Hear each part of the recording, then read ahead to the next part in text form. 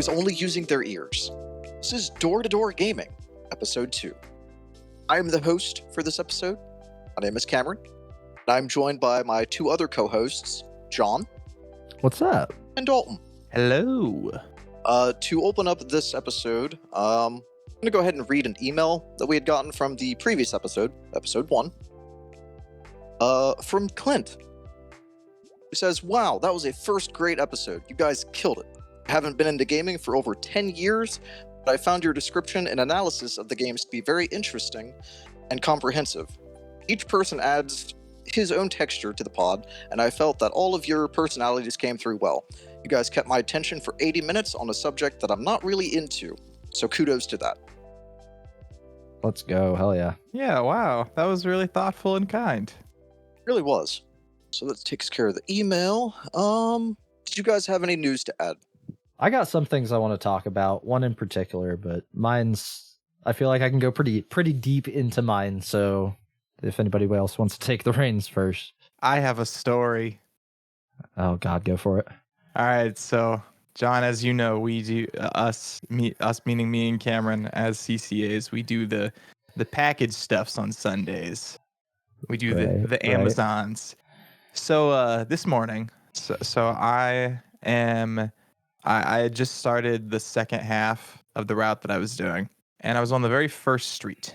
And the first street that I was doing, I got all the way through to the end of the street. And obviously, being in Ohio, it was like, can I say Ohio? That's allowed, right? Yeah. Oh, okay. Yeah, you're good. All right, You're we're good. fine. Just making sure. All right, well, for anyone who didn't know, that's where we are. But the weather has been like super spotty, and it's been like warm and cold and warm and cold. Well, today it was a bit on the warmer side, but there was still like a little bit of ice left from the last few days, and I didn't realize that when I went up somebody's steps. And I noticed when I was going up the steps that it was a little slick, so I was like, okay, I'm gonna be really cautious coming back down the steps. And to picture it, I'm walking down the steps, and if you're facing the direction to go down the steps, there is a guardrail, a handrail, a guardrail, not a guardrail. I'm not a fucking car. Anyways, I have a feeling where this story is going, you might need guardrail by the end of it. Yeah, who knows, maybe. Or just at the least, like medical attention regarding this scenario. Oh, but no, I'm just kidding. I'm walking down the steps. There is a handrail on my left side. There's nothing on my right side. So as I'm walking back down, I'm trying to be cautious. I'm being slow. I'm in my big clunky winter boots, so it's not super easy to walk. And I have my hand hovering over the handrail. Notice that I say hovering, and I wasn't touching it. My hand was just like over it, right? Because I was like, oh, if I like slip, I'll be able to catch myself. I'll be quick enough, whatnot. So hands over the handrail, just hovering. I take like 3 steps down the step, and I just fully eat shit. Like I completely lose my balance, completely slip. I go to grab the handrail, and this all happened ridiculously fast. I miss the handrail, and then my immediate instinct is, oh God, my left arm failed. Gotta try my right arm now. So then I threw my right arm. Well, I didn't go for the guardrail or for the handrail. I went just down. Like I just put my right arm down because I was like, my left hand's fucked. So I need to at least try and catch myself somehow. So, I go to catch myself with my right hand. And like I said, this all occurred relatively quickly. So I didn't have a lot of time to think about what I was trying to do. And I'm just trying to catch myself. That's all I'm trying to do. I land flat on my ass on the step and then slide like a step or two down.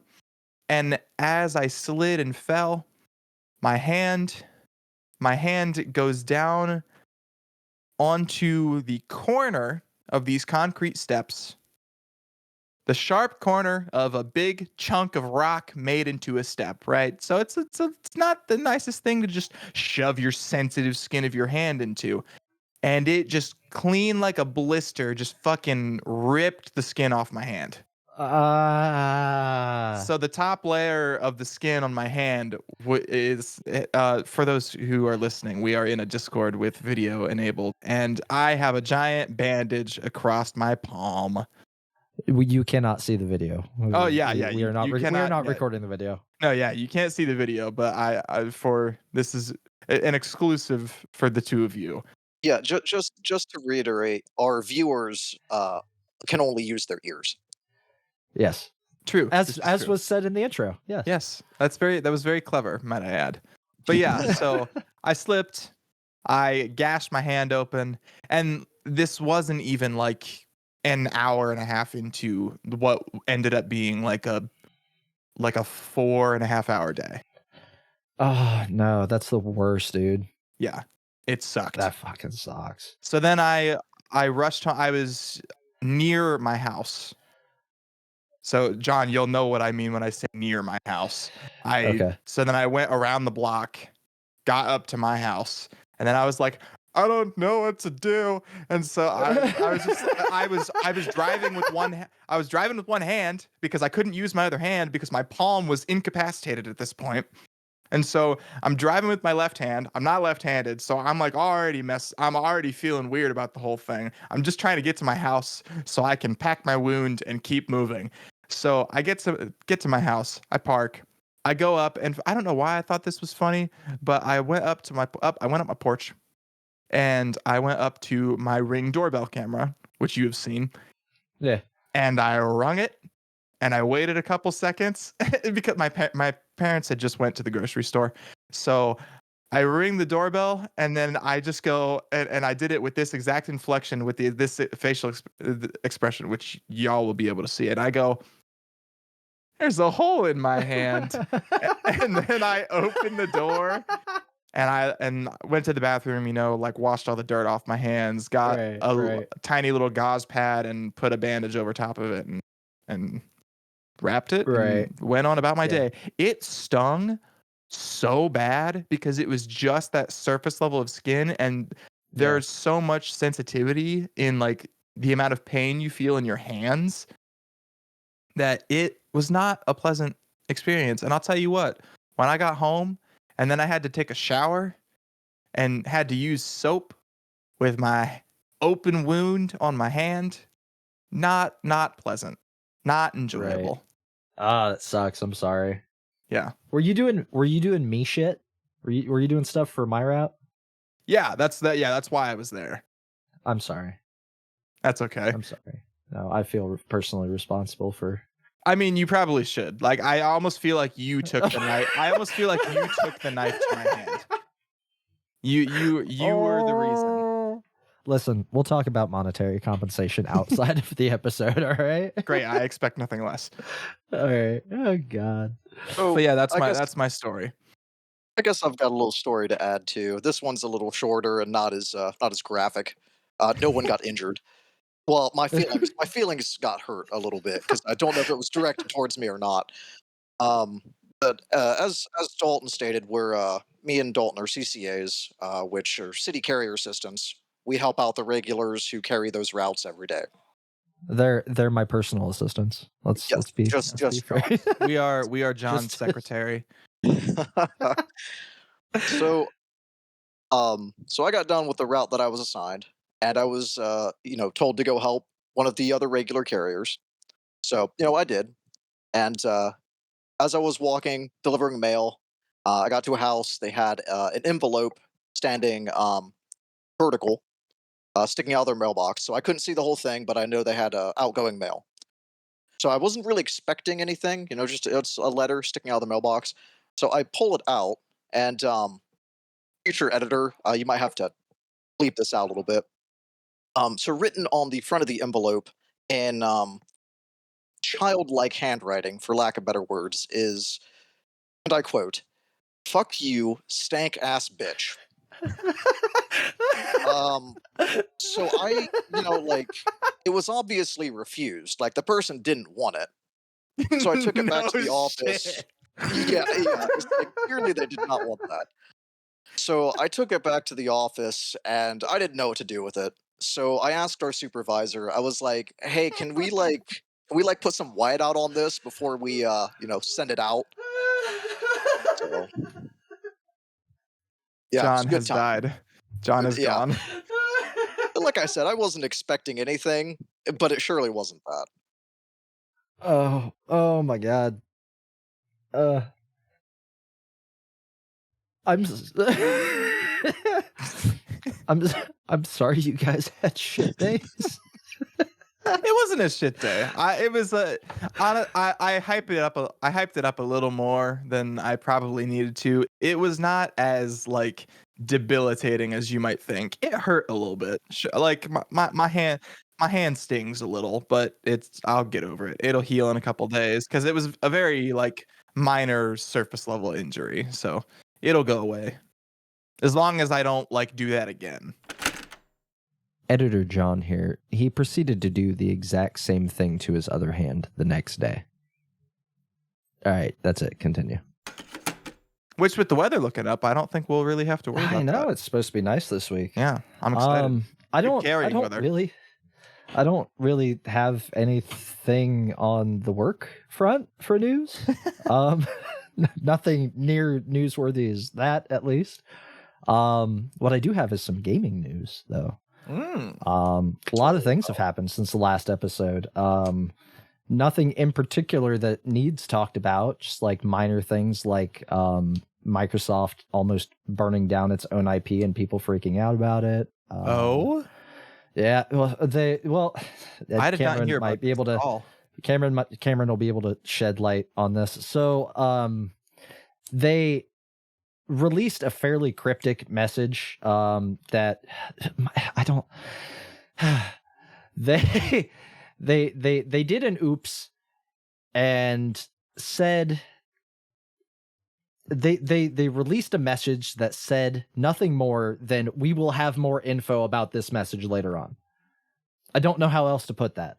Their marketing and PR team came out and said, "Hey, we have something to announce, but not right now. We'll do it later." Is literally what it amounted to. So they made an announcement about an announcement. It's exactly what they did. Okay. And the thing is that the "you will find out more" thing was not tomorrow or later today at 5 p.m. or during that big conference that's coming up in 3 or 4 days, which happened to be DICE. DICE happened recently also. Which is, I don't know if for anybody that doesn't know, DICE is like GDC, the Game Developers Conference, but more for like CEOs and like higher ups in the company. But rather like y'all will find out a week plus from now, which I don't know if you know, but if you typically take a bunch of diehards for something and then say, "Hey, we have a big announcement, but we're not saying what it is," just ponder it for a week. It's conspiracy theory hell, right? And what it turned out to be is the biggest theory came true in that Microsoft is going to end up, they're going to start releasing a bunch of their in-house IPs, multi-platform. So nothing as chaotic as like, oh my God, Halo's coming to PlayStation, like people were afraid of, but it's probably going to start small and get bigger. And I'm sure Cameron has an opinion on that because he's the Xbox. He's the biggest Xbox person out of all of us. Wait, so was there a particular IP tied to this? Because you didn't mention that.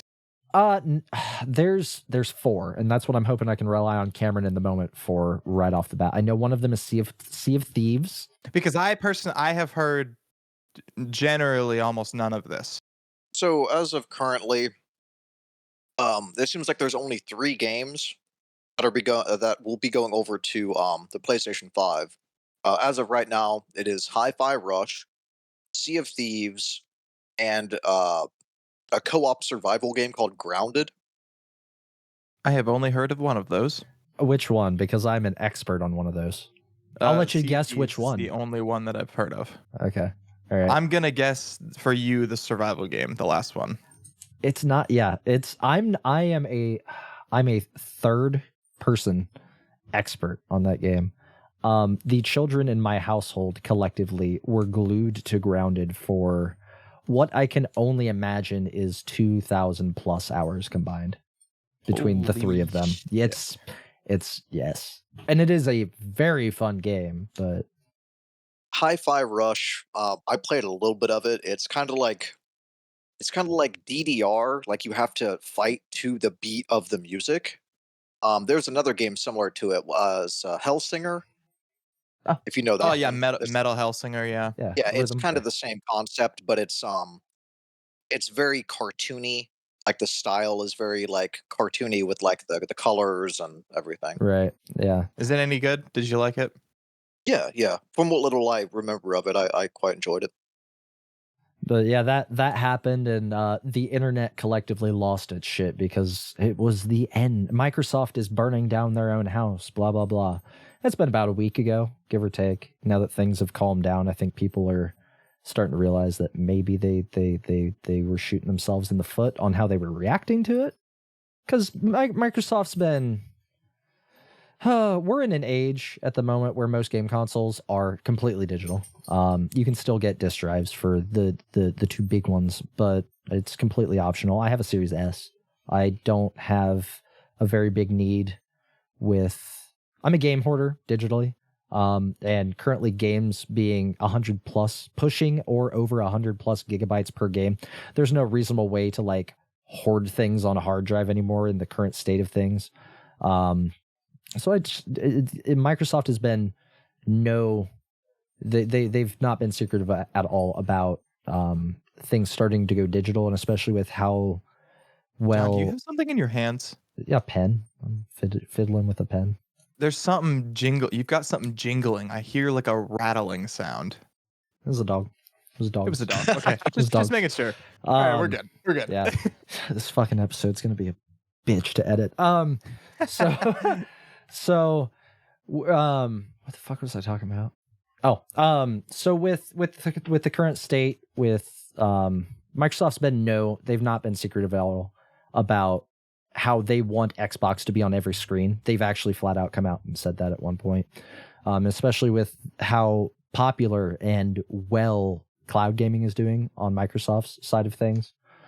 It's going to happen.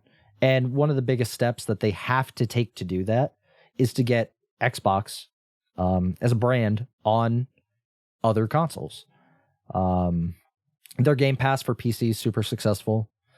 You can cloud game on PC. You could cloud game. One of my kids, when all the TVs are being taken, they went through a phase where they were all playing Halo Master Chief multiplayer, or Infinite multiplayer rather, and an Xbox was taken, my Xbox was taken, and there was a child on the couch streaming through the cloud servers, Infinite multiplayer, on his phone with an Xbox controller hooked up to Bluetooth on his Android phone. That's pretty awesome. So all we're really missing is Game Pass, cloud gaming, what have you, on Switch or Switch 2 later down the road, and on PlayStation.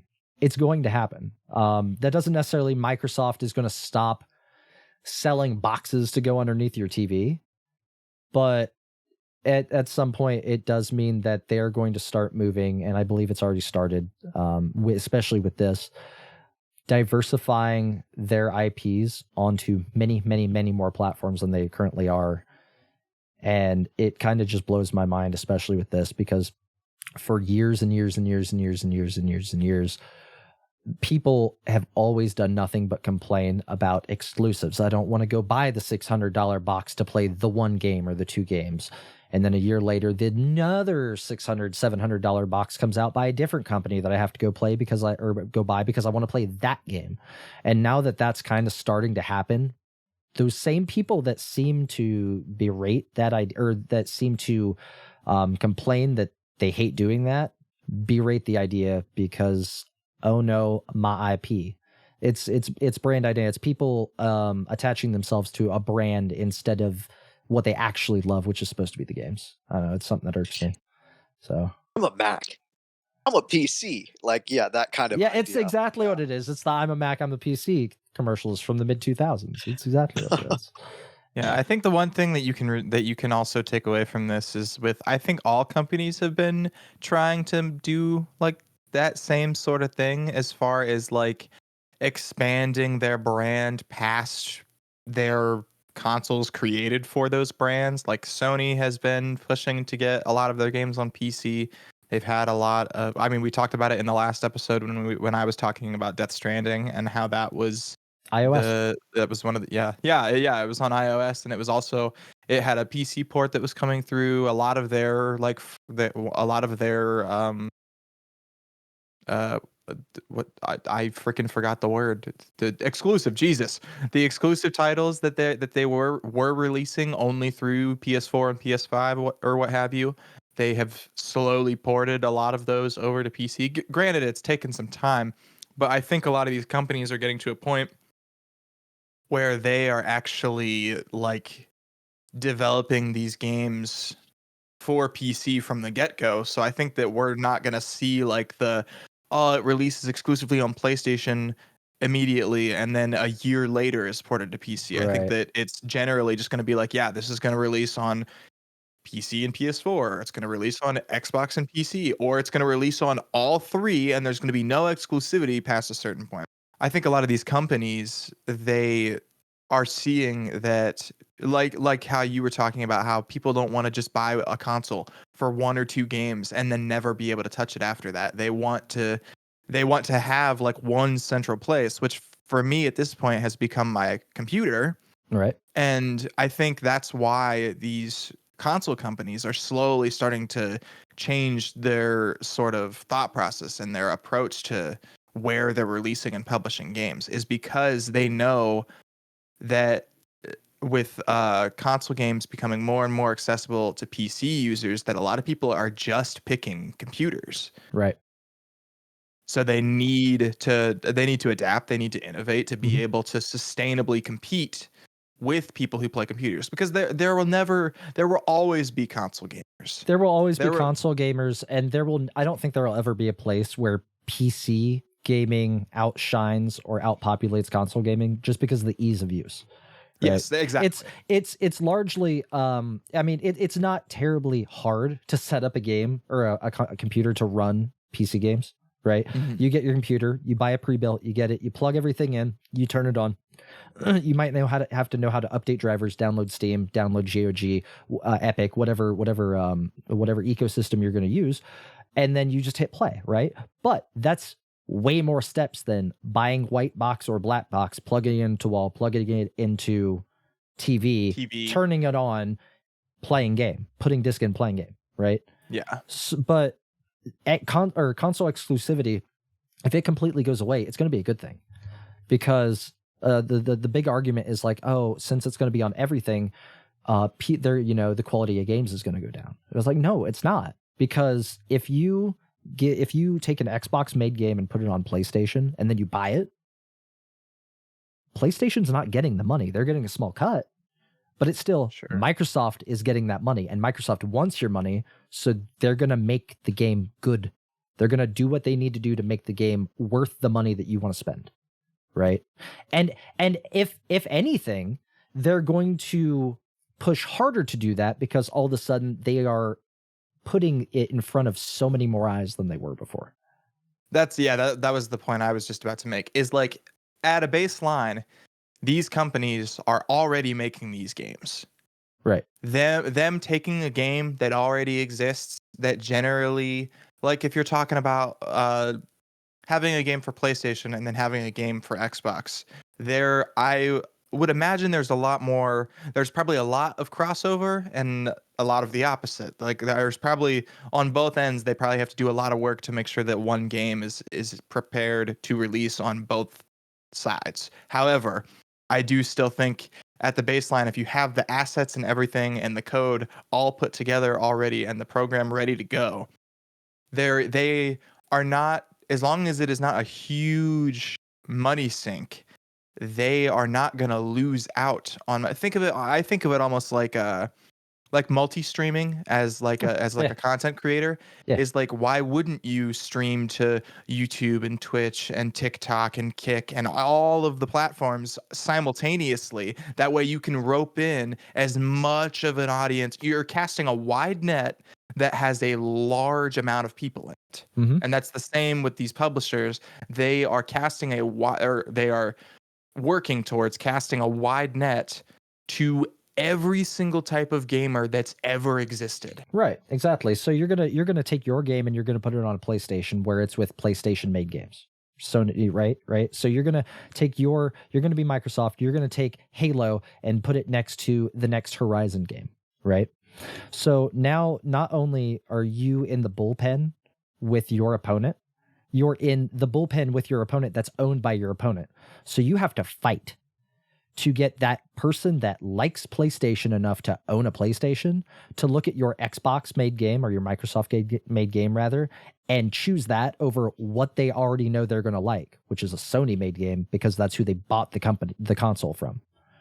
Its innovation would continue in the game space. And on top of that, there's going to be, because of that, there's going to be innovation in, I don't think necessarily the console scene anymore, but rather in the peripheral scene specifically, because that's what Nintendo does best. If they want to get eyes on a game, they don't just throw a game out there. There's very few things that they have in their back pocket. They got Mario, they have Zelda, and a couple of other IPs that they can go, hey, we're doing a new one of these, and then all eyes turn to it, right? But what is the primary way that Nintendo gets eyes on them? They innovate in how you interact with the game, right? And they know that because they only have a select number of IPs that they can just print money from. Everything else on their consoles, they have to work to draw you in, and the easiest way to do that is to get you to feel like you are part of the game, which is why they're the ones that mainly brought motion to the table. They're the ones that mainly brought portability to the table. They rope you in by getting you to try new things that look fun. Yeah, and it's like, I mean, you could argue too that it's like slightly gimmicky, but at the same time, it shows results. Yeah, Like there is still some level of innovation. You could argue that without the Wii, a lot of like virtual reality might not exist in the same sphere. oh yeah. So there's obvious innovation and like cross contamination of development there. Right. And even when Nintendo has a setback or a complete failure of a console, they learn from it and they like build upon it. Yeah, they have had a few too. They've had quite a few Yes. consoles fail, and they're still here. They're still gonna. Right. And it blows my mind that Nintendo as a company started out as a trading card company. Like that was them. And now they are like video game console. Like, I'll be honest, I yeah. did not know that at all. Okay. I'm about to throw a number out there. Let me Google it to make sure. But I'm about to throw a number out there that's going to blow your mind then, Daulton. When was Nintendo founded? The same company, not changing hands or restructuring. When was Nintendo founded, Daulton? When do you think? I might be overshooting it a bit, but I would imagine the 1952. 1889. Jesus fuck! Oh my god! Yeah. Trading cards, okay, man. and I shouldn't say trading cards because it's Yeah. not entirely what they are. It is a card game in itself. Mhm. I don't know how to play it, and I don't even know what it's called. But it's not like Oh, okay. I was that was my immediate question. Is what is it called? It's called Hanafuda. There we go. Hanafuda? Hanafuda, or in English, it is flower cards. I do not know how Never it's played. heard Don't of ask that. me. That's so wild. That is something that is some new gamer history But for me. anyway, the last thing I want to talk about personally is something that all of us have experience in. Speaking of like game companies and developers and stuff like that, overcoming inexplicable odds. I want to talk about Helldivers 2 for a minute. All right. Yeah, go. this That has is been a recent thing for us. Yes, it has been I actually paused. Daulton, you were not in here yet. I don't think you may have been. I paused Starship Troopers to come and record this. Yes, yeah, no, I did hear you did say that. Yeah. Helldivers 2, this isn't one of our bulk games. I just want to touch on it. Helldivers 2 is a co-op PvE game released by Arrowhead on February 9th, the day before my birthday, actually. So, Whoa, happy birthday. Thank you. I'm a little late, but Yeah, it's belated. Yeah. To very, very much critical acclaim. The first game did well for them. It released in the mid 2010s, early 2010s, if I remember correctly. And it was a 4-player action co-op top-down strategy survival game. Twin stick shooter. The second one is, from everything I've seen, because I did not play the first one very much, mostly seen videos on it. They kept everything mostly the same, except turned it into a third-person shooter. And this game is happiness. This game is beautiful, chaotic, asinine happiness. To put it into perspective, one of the main features of the game is the ability to accidentally dome your friends with small arms fire all the way to orbital strikes. You guys can go into it a little bit. This game is an absolute blast. I wouldn't know anything about getting killed by my teammates. Listen, we don't need to talk about Multiple my times. obsession with cluster bombing. To all of the Halo fans, like the diehard Halo fans that have yet to play this game, it is ODST simulator. Like, I'm not trying to knock Halo 3 ODST. That was a good game in itself, but like this game is the ODST experience. I mean, you literally get in a drop pod, shoot down from orbit, and land feet first into hell. Absolutely, absolutely fun. Did you guys know that there is a game master for this game? It has a name. So for those listening, the way the concept of the game works is it's PvE. There's no player versus player in this game at all. And when you get in and you select your mission, you're presented with a galaxy map. And in the center is Super Earth. This is, if anybody has seen Starship Troopers, this is Starship Troopers, the movie, the game. It's horrible. You're presented with Super Earth, right?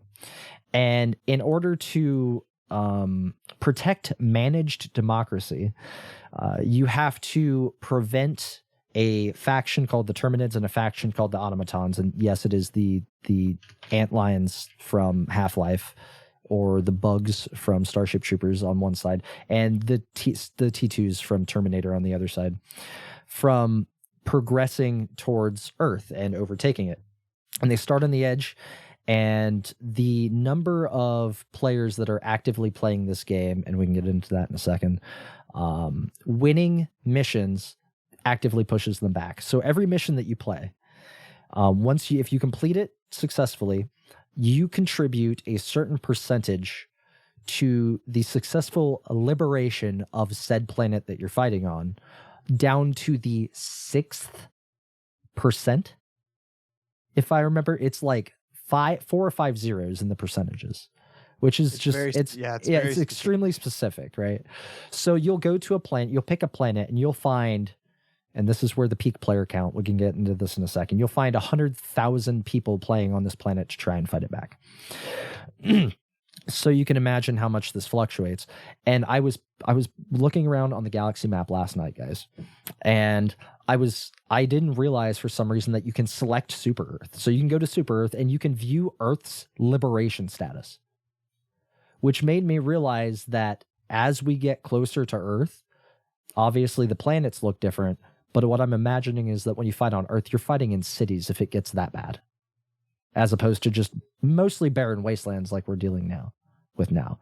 Because I was afraid that like the game would start to get repetitive, and once I realized that, you know, the varying, it's very PlanetSide 2-y, if anybody out there knows what PlanetSide 2 is.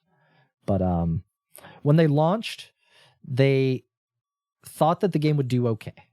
And this is where a lot of people have had a lot of issues with Helldivers 2. If anybody has had an issue with Helldivers 2, and you've heard people talking about it and they're trash talking it, this is probably why.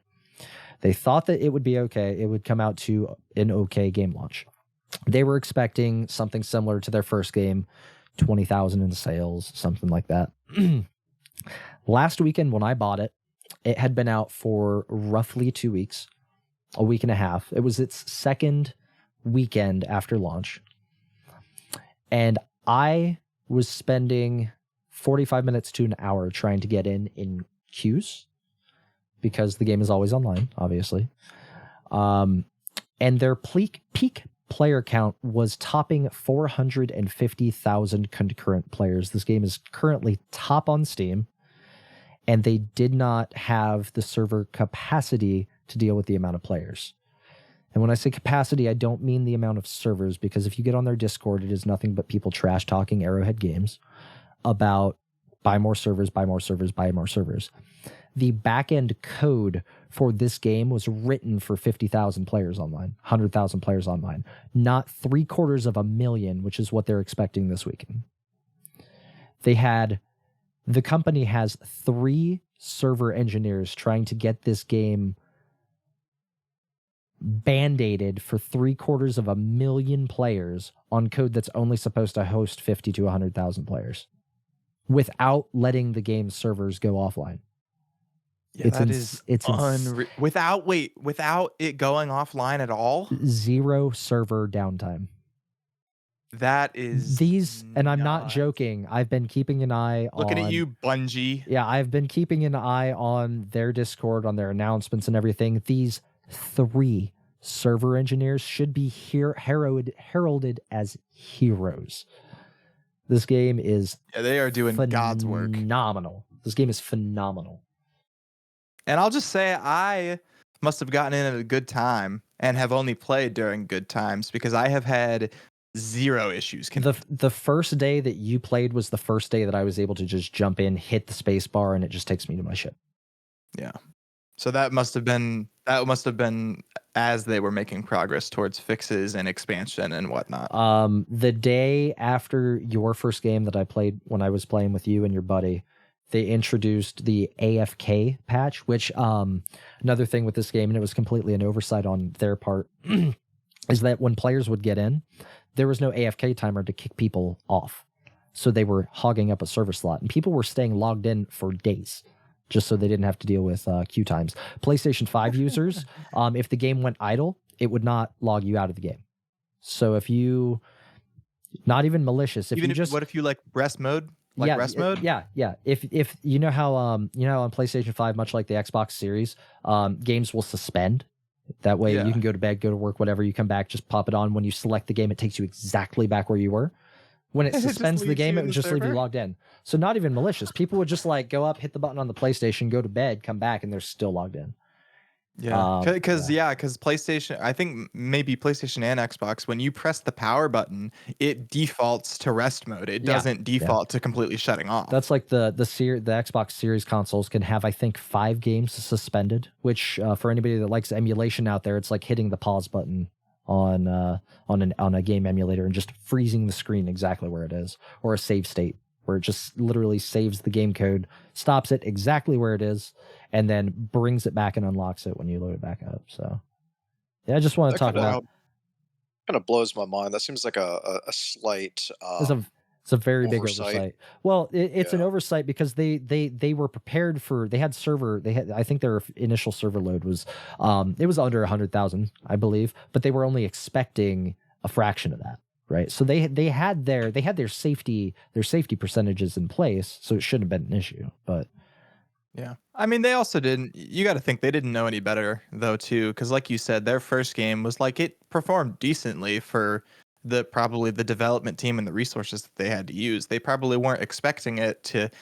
Yeah, people like, it's crazy how obsessive like game communities have gotten. I mean, we saw it when Power World was first released. We've seen it with like recent, like when Fortnite first released. Like a lot of free to play games have been have had like really high traffic and really crazy player counts. So I can't say I fault them for not expecting that, but okay, I was wrong, by the way. Helldivers 1 released on December 7th, 2015, so it was not an Xbox 360 era. However, the all-time peak for their game was 6,744 players concurrently online at one time on Steam. There is currently 422,000 people online, according to SteamDB. And the all-time peak was 2 days ago at 458,000 people. What did you say their first game was? Slightly more. 6,500. Okay, so they're still looking at like it's an order of magnitude by at least it's a lot. It's a lot. It's like dozens of tens of more. Yeah. So that's been my obsession. Multiplicity of people. That's been my obsession lately in like all aspects. It's a good game. It's a fun game. It's a chaotic masterpiece. That's about where I would be with it. Nothing like throwing an orbital strike to help your friends out and forgetting to tell them that you threw the orbital strike and they're trying to figure out where the hell it is and oops, I stepped on it.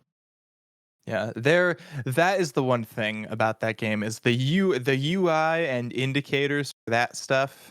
Even if it was just like an audio cue, could be slightly improved to make sure that shit like that doesn't happen. Because when somebody has like what is it, the 580 millimeter barrage or the whatever it is, 380s. yeah, where you just in like a 100-meter radius, they just drop everywhere for like 8 seconds. I even when I throw it, I underestimate how Yeah.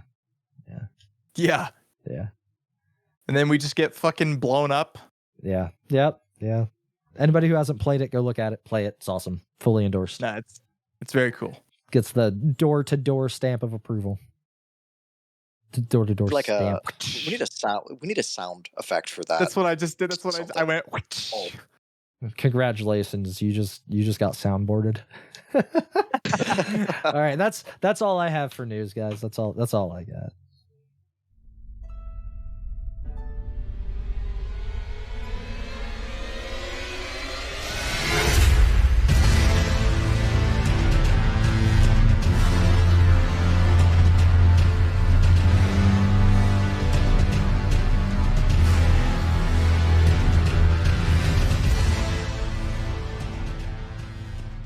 The game that I chose to play was Elden Ring. That was the game that I picked as part of my segment for this episode. And I do not have specifics. I know that it is a From Software game. And I am unaware of any details past that. Feel free to look up the game and discover more for yourself. Or we can edit me rambling about it in post. But either way, it's a cool game, and it's made by From Software. It released in 2020 or 2021. So, cool game. It's been out for a couple years, or at least a year at this point. And I will say that I previously played this game for an insignificant amount of time because I didn't know what was going on. And that is going to be a recurring theme in this entire segment is that I didn't know what was going on. I very distinctly remember you saying the same thing in the last episode for your game. Well, this is a little different. To be fair, I have like 8 days worth of playtime, and I really can't explain the story. There's still facets of that story that just don't make sense to me. Yeah, that's where I'm saying that I'm coming at this a little differently than where I did with Death Stranding, is that I didn't know what was going on with the game in any regard. I am coming at this. We talked about this a little bit before the episode. I have not played much of any of the other Souls franchise at all. Dark Souls games are notorious for not giving you the story or explaining what's going on in almost any way. It is there, but it is largely up to you not only to figure out how to figure it out, but what order to put it in, because a lot of times the story and the lore you get out of order in chunks. So, yeah, and you kind of just have to sequence it yourself. Not to get like too hyper into it, but all of the Souls games are somehow connected in one way or another. It is a shared universe. So the stories are vastly different, take place at different times, but they all exist in the same universe. Yeah. But yeah, so I I have not played much of any of the games. I played a small amount of Bloodborne because it was a PlayStation exclusive title. And at the time, I think it was one of like the free games that had come out, and it came with one of the DLCs. I literally played the first maybe 30 to 45 minutes of like the actual like game, as far as like if you were to chunk straight through to where you needed to go, then I was probably like 30 to 45 minutes into it. But um as far as like playtime, I think I played for maybe like an hour or two. That was probably about as much as I got into Bloodborne. Played a little bit of Dark Souls, not enough to remember anything except for there was a gate towards the beginning of the first area after you kill Index Gundyr or whatever his name is. The dude where you rip the sword out of his chest and he's a statue, and then he turns into a big guy, and then he then morphs into like a big guy with a dog on his arm or something. It was like a really strange first encounter of a boss, but killed him and then got to a spot where there you could go like left or right. Left was a tower with like some dude that was really hard to kill.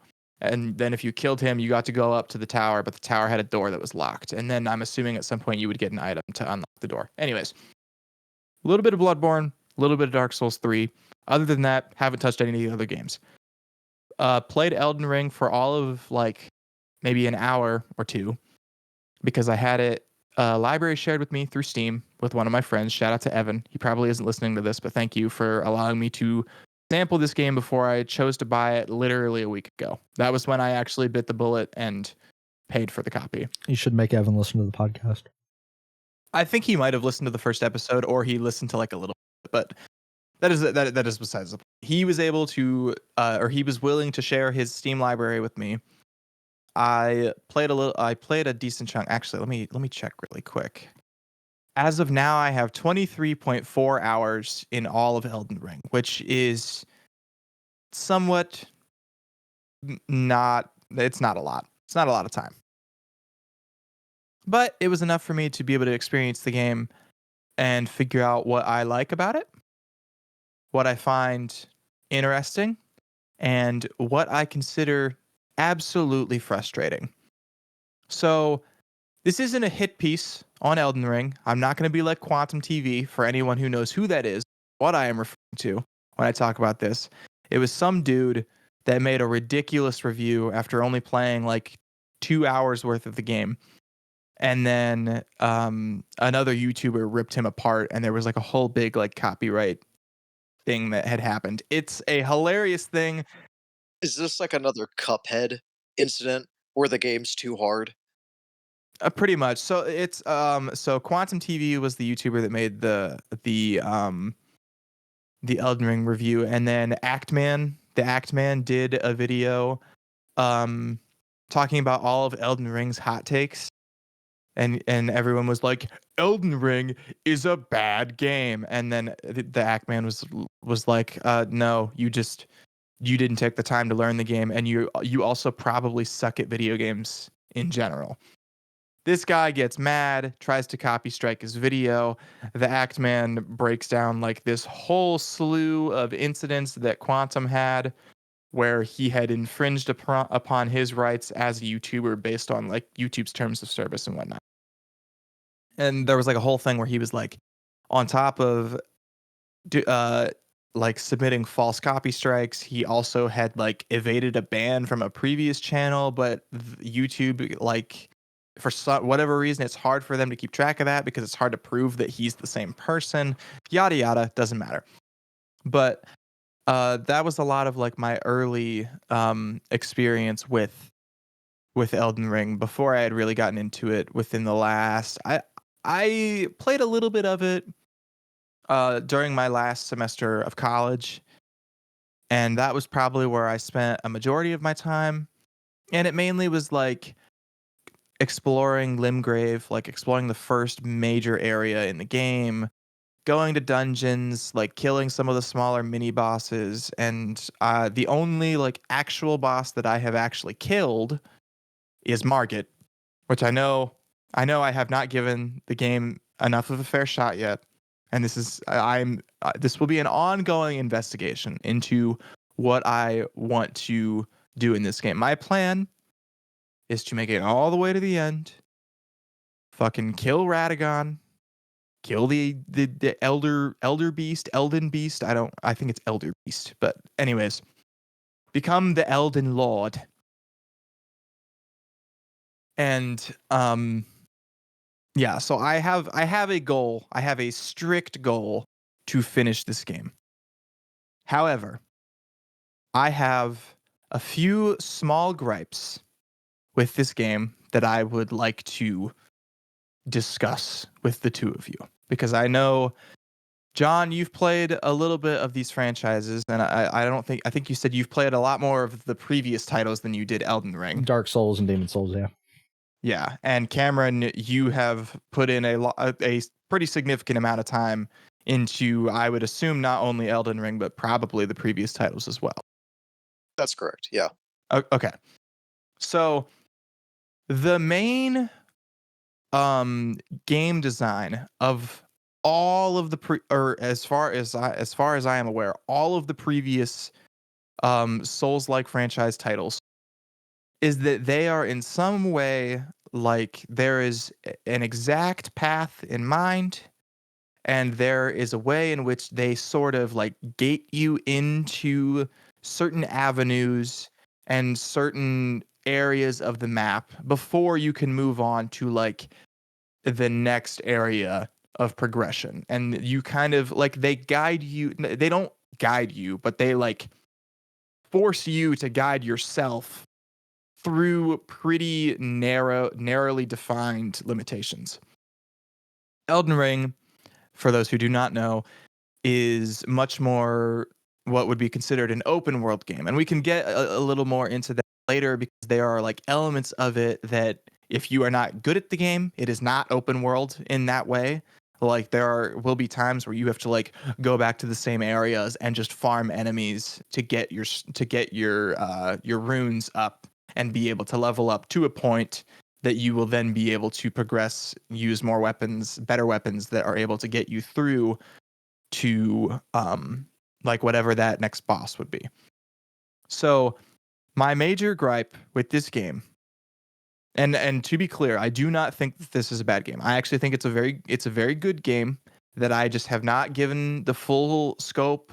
I have not given a complete shot at trying and attempting to learn it, play it, what have you. So my main issue with this game is the map is massive, and there is very little that they do to guide you other than when you find they're not called bonfires in this. What are they called in Elden Ring specifically? They're not called bonfires. Sure, they're not bonfires. They're I not don't think so.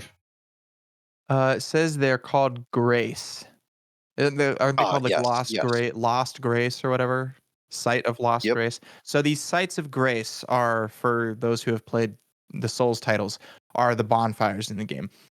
But what they specifically do is with these, I will just refer to them as bonfires because I don't want to say Lost Graces or Site of Grace. That's annoying. Bonfire rolls off the tongue a little easier. These bonfires in Elden Ring allow you to save, allow you to level up. They give you a storage system that you can put like extra items that you're not going to use in.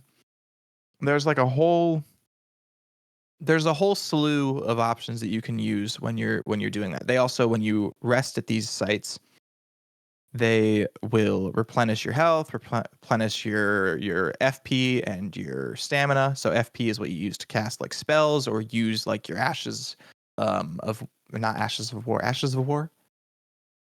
The ones that you put on your weapons to give them like extra characteristics of attacks. That uses FP as well, right? Possibly. It's been a minute since I played, but I know Okay, what you're so, talking about. but yeah, there are like special attacks that you can bind to weapons, and then using those uses FP. So there's a lot of things that you can do in these bonfires. Now, referring to what they do, but do poorly, is there's a tiny little, if you open your map after you have rested at some of the main focal ones, the ones that are specifically meant to quote unquote guide you through, it's just a tiny little fire beam that just like shoots in a direction. And if you're using the map and you follow it like a compass, it eventually leads you to another one. That one leads you to another, et cetera, et cetera. It allows you to navigate through a lot of these main areas in a way that you'll be able to like find bosses, find specific resources that you might need to progress. Like that is from what I have experienced so far, that is the only way in which they allow you to gather information and then use it to further your experience in the game. So, that all of this being said, my major gripe is that there is very, very little that they do to guide you. And so, a lot of my experience in this game thus far has been, and for a lot of people, they enjoy this part of Elden. But I also think the people that enjoy this are people that played the previous games, which I generally have not spent a lot of time in. But the people that enjoy this are like, oh, you can just like look at a building and be like, oh, that looks cool. I'm going to go do that. But for someone who hasn't experienced this and wants a little more guidance, you pretty much you get like choice anxiety where you don't know where to go. There are too many things to do. There's too much content and areas that you can explore and content to consume that you just like get halted in your tracks and you're just like, I don't know. And this is where my brain comes in. I'm like, I don't know where to go. I don't know what the fuck to do. I don't know what's going on. I am lost. I need help. And so I haven't done it yet, but I'm getting to a point where I'm considering like looking at like starter guides or like beginner tips videos, something that wouldn't spoil the overall experience of the game too much, but would give me enough to go off of that I can at least get past just killing the first boss. Because right now, I know that now that I have killed Margit and I've made it through a large portion of Limgrave, that once you kill Margit, it leads you into Stormvale Castle, and eventually, once you progress further into Stormvale Castle, you encounter Godric the Grafted. And for anyone who's worried about spoilers, these aren't like, I'm literally just saying names of locations and areas. So if anything, you'll have a general idea what to expect, but nothing is going to be like overall spoiled in your experience of playing this game. So if you haven't played it before, don't worry. I'm not saying anything too crazy or saying anything too much. I'm literally just talking about the bosses that are offered in the game. So I know that Godric is in Stormvale Castle, and he would be like next on my list to fight. However, I definitely do not have the weaponry and the gear to be able to do so. So right now, it's just me figuring out how to progress. And right now, I have just been and I'll be honest, I am shitting on the open world element of it a little bit, but I'm also trying to embrace what people that have played the previous titles like say, and just like go somewhere that you think looks cool and see if there's a boss there. And if there is, then cool, you get some stuff out of it. And Yeah, so that has been my experience.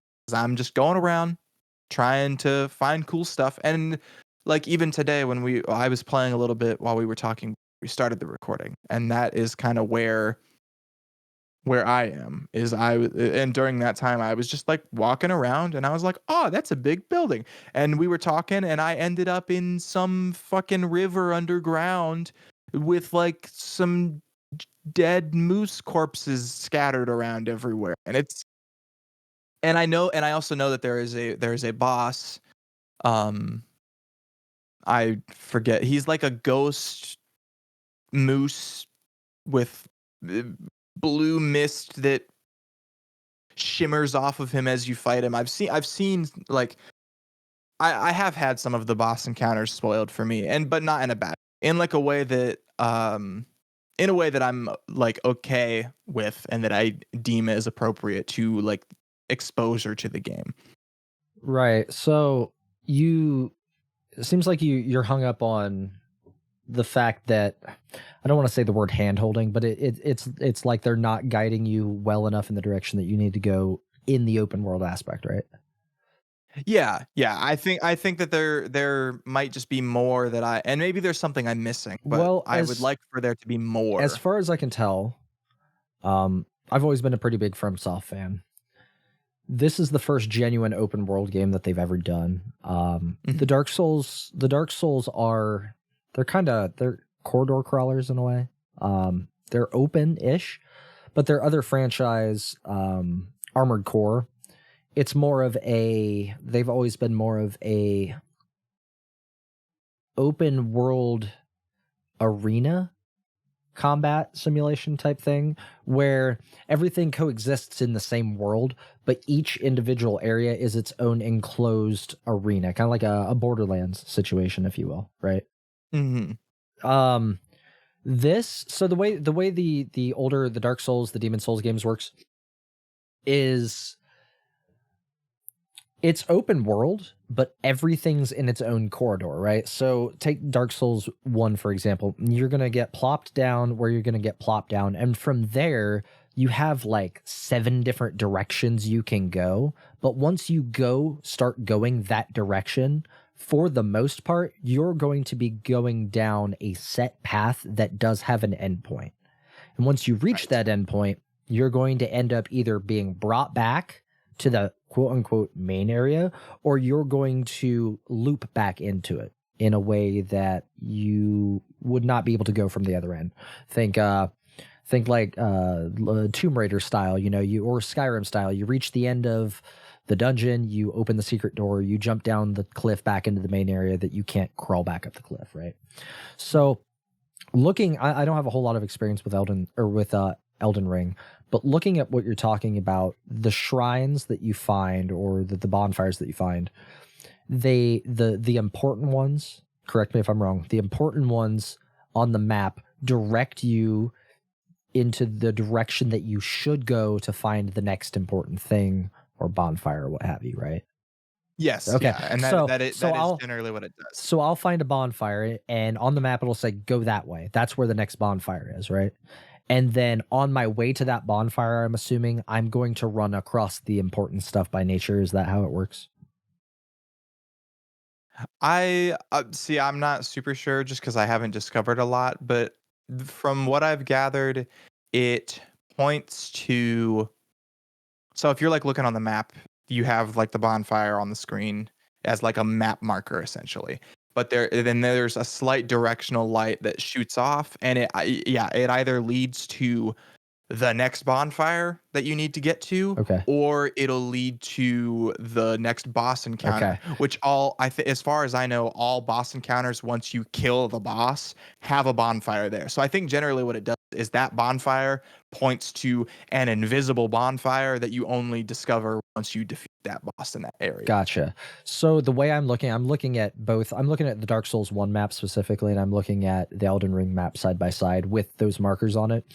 And what I'm seeing, and I'm glad you brought it up about how like people have played the older games will have a different perspective.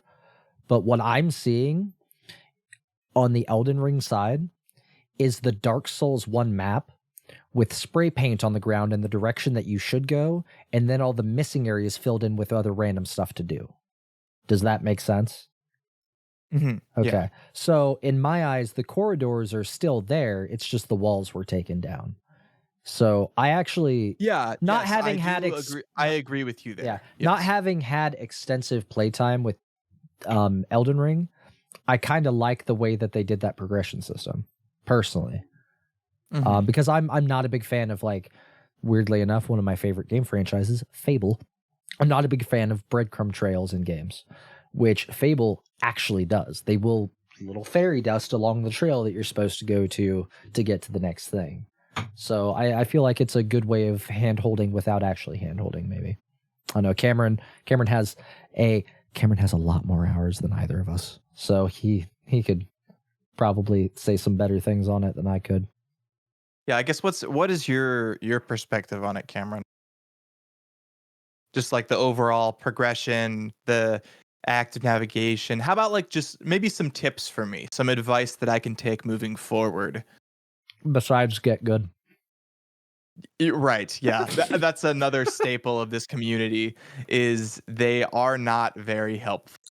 How do you think I can approach the game and approach it in a way that is going to help me further progress without getting absurdly frustrated? Like, what tips do you have? And also, what is your opinion and as far as like my take on it so far? Um, so coming from a whole nother franchise, I've played The Elder Scrolls, Morrowind, and Oblivion, and then going into Skyrim. Each one of those games has progressively gotten better about guiding the player.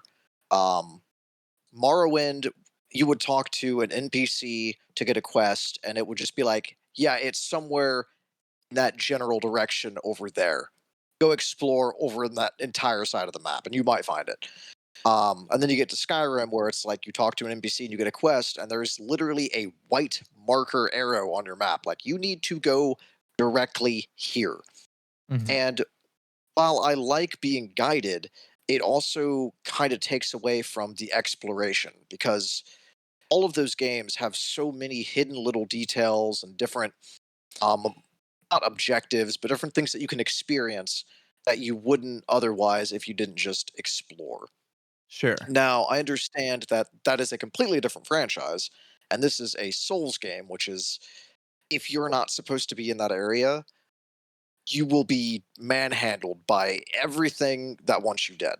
And I can Yes. understand how that's frustrating. Um,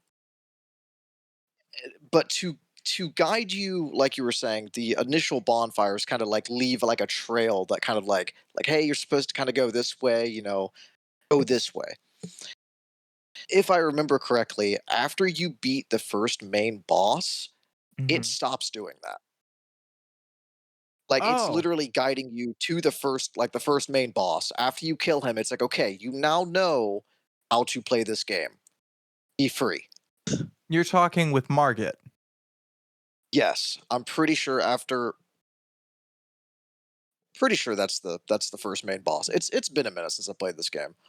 Um, Okay. Cause I think there are still some. I think it might be tied to specific bosses, though. I think you are right in that and regard. It's not and gonna it lead might you be. to every boss. I think it's like it might just be like the remembrance bosses. So, because I think I did have some pointing in towards Stormvale Castle because I believe Godric is one of the first remembrance bosses. Yes, Yes. or at least the Like I first was ones you saying would before. encounter naturally. Yes. Like I was saying before we started recording, there's only a handful of bosses you need to beat, so I'm assuming it's probably leading you to those specific bosses. Okay. Yeah, because I know that there's a shit ton in between. I think they said the like running number is there's like 120 bosses total in the game, but there's only like 8 that you have to kill in order to progress. Yeah.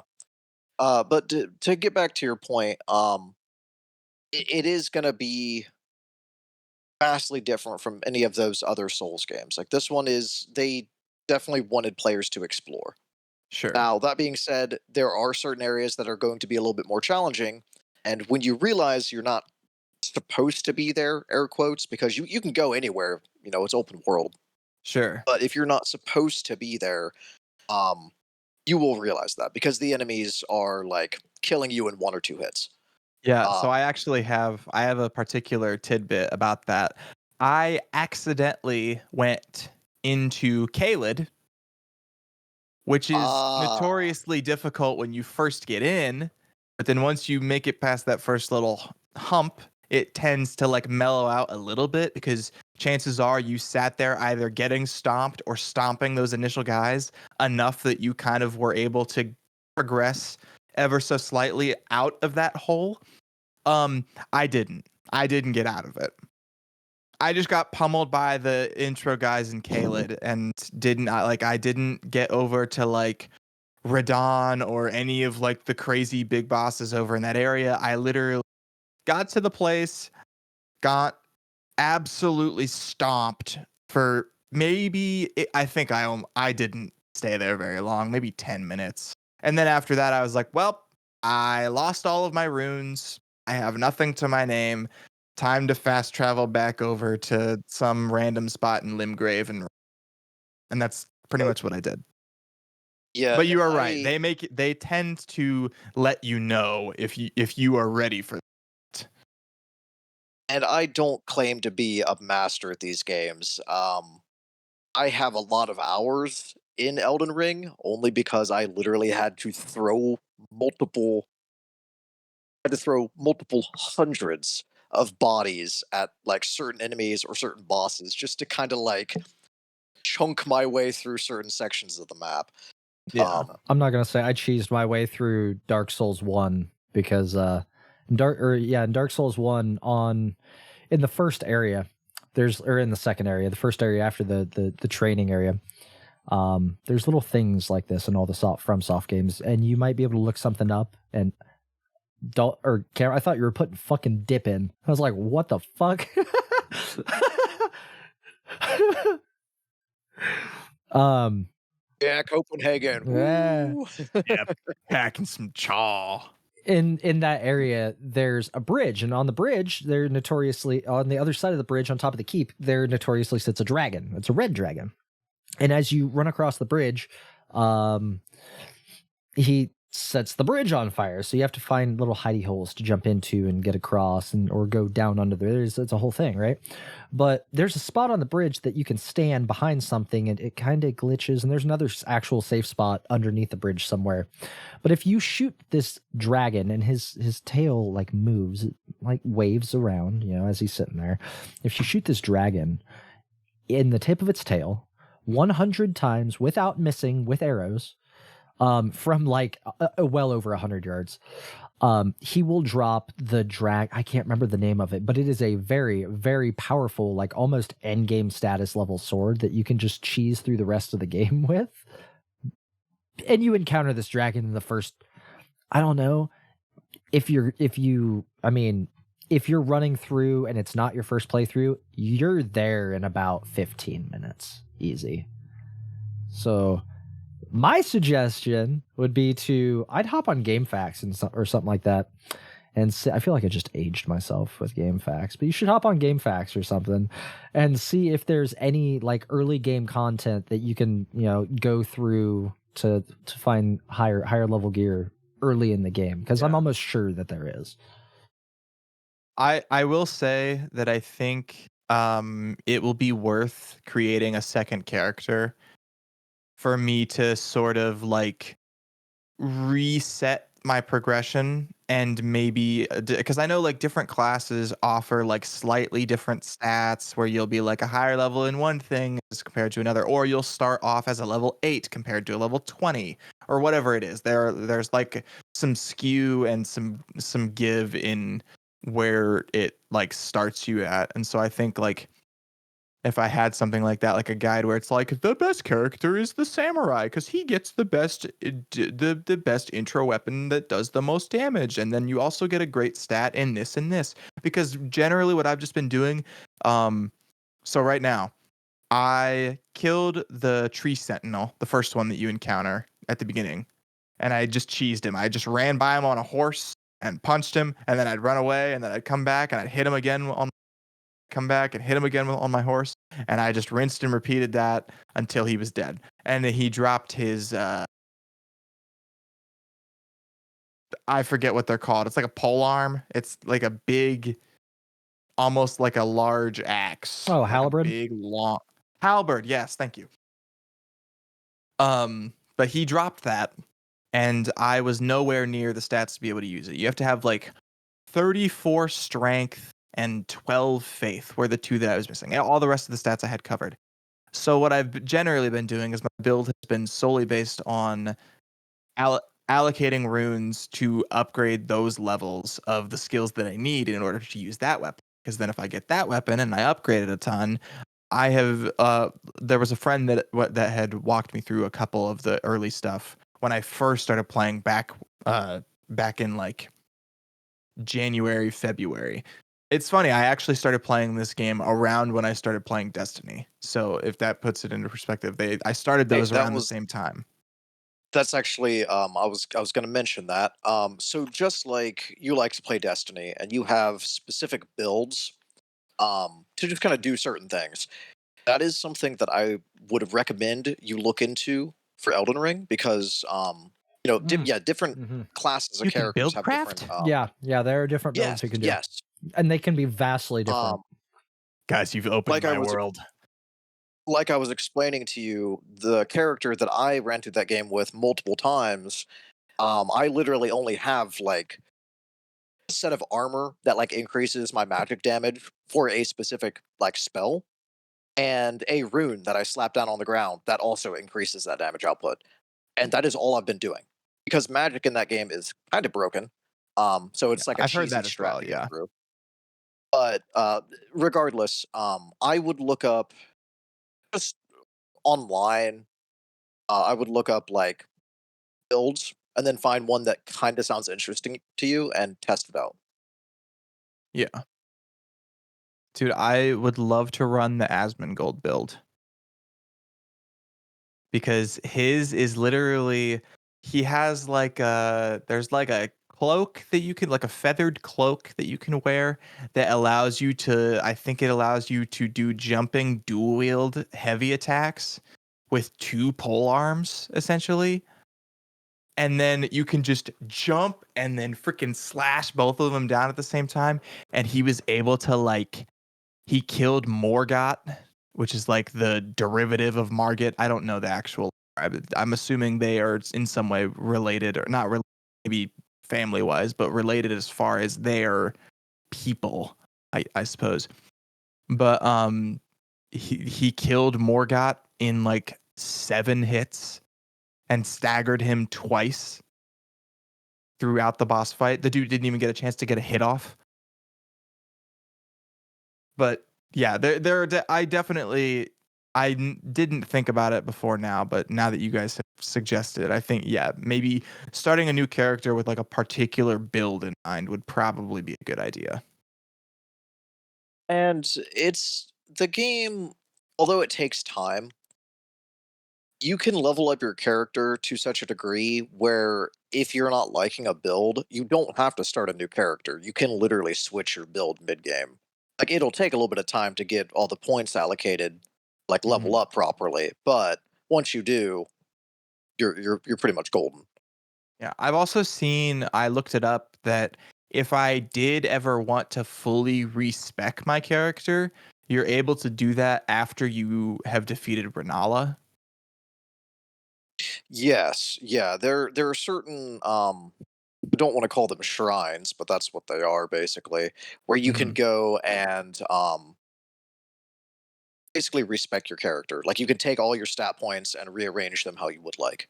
Yeah. I believe you can only do that so many times though, because there is a consumable that you need to pick up first in order to do any of that. And I think there's Okay. only a handful of them in the game. Yeah. But if I did ever get to that point where I was like, all right, I finally killed Renala, now I want to do a magic build. And then I could just have fun with a magic build without having, or if I really wanted to, I could probably like duplicate the save file and then just like have a separate save file. That is there is a new game plus as well. And when you do that, it does respawn all of those items as well. So you can Oh, okay. and your stuff carries over. So you could collect all of those, use all of them, still not like your character, start a new game plus, and you have access to more of those items. But yeah, I get so I don't have too much to talk about with mine. I mean that is the main scope. Just for those listening, just know that I'm enjoying Elden Ring and I hope that I can do more and be an Elden Lord Right on. by the I end sincerely of. hope you enjoy that game because it is one of my favorite Souls games for Mhm. sure. And I think I it's will. just kind of the theming of the entire game. It's like all of them are medieval, but like this is like high fantasy medieval. Like I don't Yeah, know. Yeah, which I noticed. I guess that is one more thing that I could talk about is the the artistic side of this game compared to some of the previous games. And granted, I have only really leaned into this one hard enough to like know a little more about it, but I love the art style. I love like the what you were saying about it being more so high fantasy than it being just like strictly a medieval game. There's like a particular theme that allows it to sort of stand out. And on top of that, I have listened to the soundtrack to Elden Ring a bunch of times, a metric fuck ton of times, and it is very, very, very good. And then when I start hearing some of the song, like when you're going into boss fights and you hear like a song trigger in a moment, and you're just like, oh my god, this adds so much to this entire experience. Have either of you seen the vinyl for the soundtrack, by the way? No, For I Elden haven't. Ring? No, I've not. For our listeners, I'm sorry, but it is gorgeous. Oh wow. Oh, that's cool. It's like it looks like a mist almost. It's really cool. Smoky. Anyway, sorry for interrupting. No, you're fine. I think that looks sick. But yeah, I think that like the entire the artistic approach that they came with this game, uh, it was masterful in my opinion. That is one thing that I mean I don't get me wrong. I enjoy the game Mm-hmm. even though I have like particular frustrations with certain elements of it. But the one thing that I think that they nailed and like nailed it in a way that adds so much is the artistic elements, the aesthetic, the physical art style that they went with, the thematic, the theme that they went with as far as high fantasy as opposed to just your for lack of a better term generic medieval take on a game. The music, the way that they crafted the physical forms of all of the bosses, I think is really fascinating. I think all of the Dark Souls games do a great job of doing that. All of the bosses feel very unique based solely on their look. Like their combat is also very unique, but as far as like when you see a boss, you're like, holy shit. But yeah. I mean, that's pretty much all I've got for my game. So go play Elden Ring to those who have not. It's a cool game. It's an interesting experience. If there's one recommendation I would give, it's yeah, maybe look into build crafting and potentially find some sort of like intro walkthrough, like something that would get you started in understanding the overall journey of the game.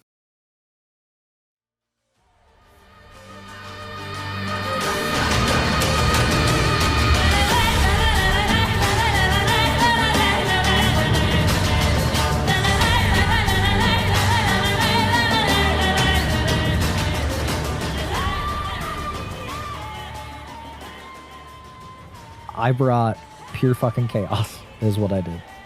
I brought a game. I am extremely into fantasy RPG games. So much so that I am ashamed to say that I did not play this or any of its predecessors when it came out. I am talking, of course, about The Witcher 3, made by CD Projekt Red, released in 2015 on various platforms, PlayStation 4, Xbox. It had a Windows release. It was ported to Switch at one point. I played the complete edition on the Xbox Series. I want to preface this, okay? I want to preface this. It's a serious preface. The story that I'm about to tell you is riddled with gore. It's riddled with sex. It is a very real. I'm going to make light of it, but what I'm about to explain and share with you is very human. Okay.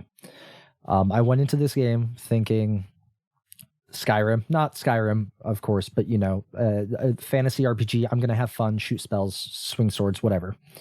That is what this game is, but it is also a very humanizing game. And I really should not have been surprised by that, given by the simple fact that, I'm going to be blunt, there are schlongs in the character creation screen of Cyberpunk, right? That's a CD Projekt thing, right? They don't hold back. What I misunderstood about what I was getting myself into here was the humanity of it as a whole. This game, I'm going to list off some things. This game deals with the loss of children. I'm going to get emotional, actually, because this game is very emotional. It is a very fun game, but it's also very emotional. It has a lot of theming in it. This game deals with the loss of children. This game deals with the loss of one's parents. It deals with war, torture, famine, kidnapping, rape,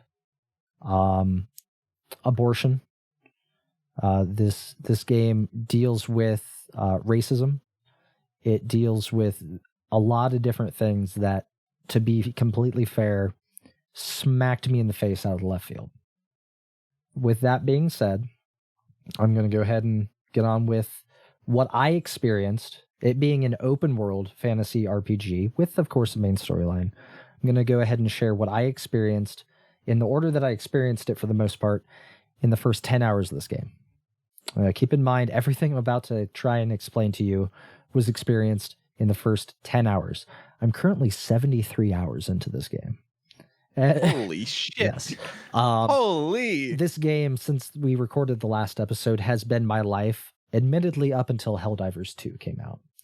I have notes, but I'm going to preface, or I'm going to skim through them and just kind of tell you some stuff. This game is based heavily off of Scandinavian lore. So everything that I'm about to explain to you, when I talk about dragons, it's not four-legged dragons, fire-breathing, red scales, covers, protects its treasure hoard. When I talk about werewolves, it's not, oh, the dude turned into a werewolf. It's think of, you guys know the fairy tales like Hansel and Gretel and stuff like that, right? So you know that the original versions of those fairy tales are often extremely grotesque and real, as opposed to the child version of what you heard growing up. That's what this entire game is. It's based off of Scandinavian folklore, so keep that in mind.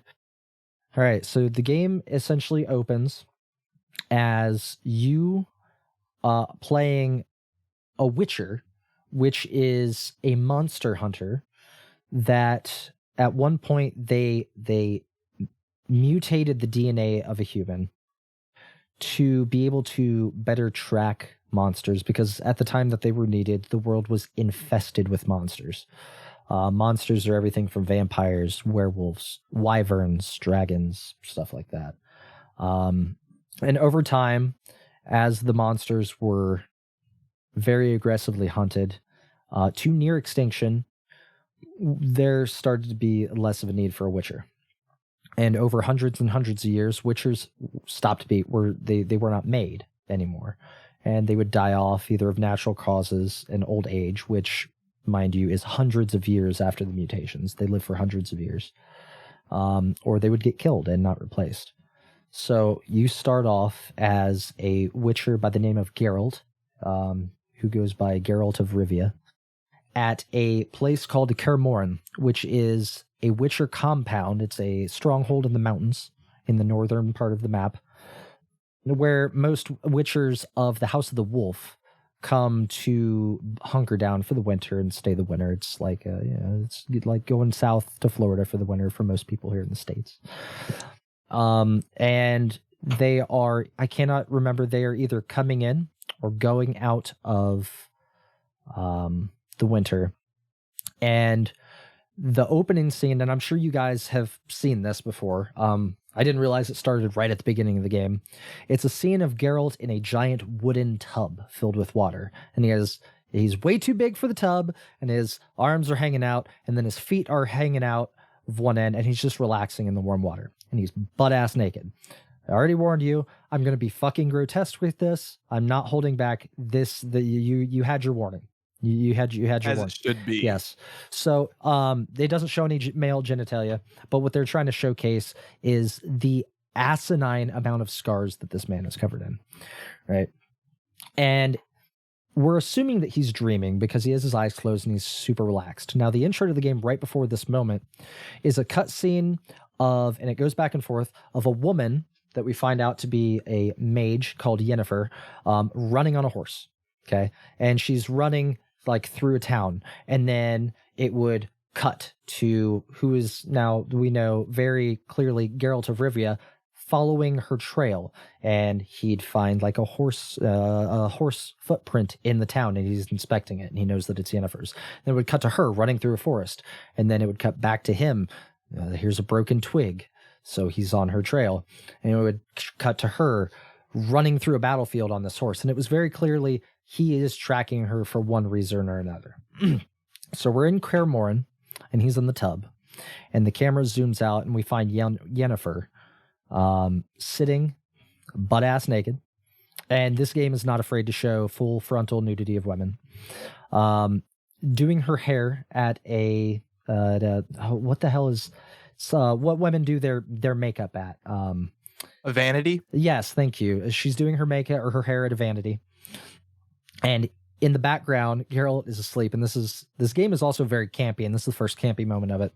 We see what I can only describe as a large scorpion-like creature crawl up the tub into the water in between Geralt's legs, and he jumps, right?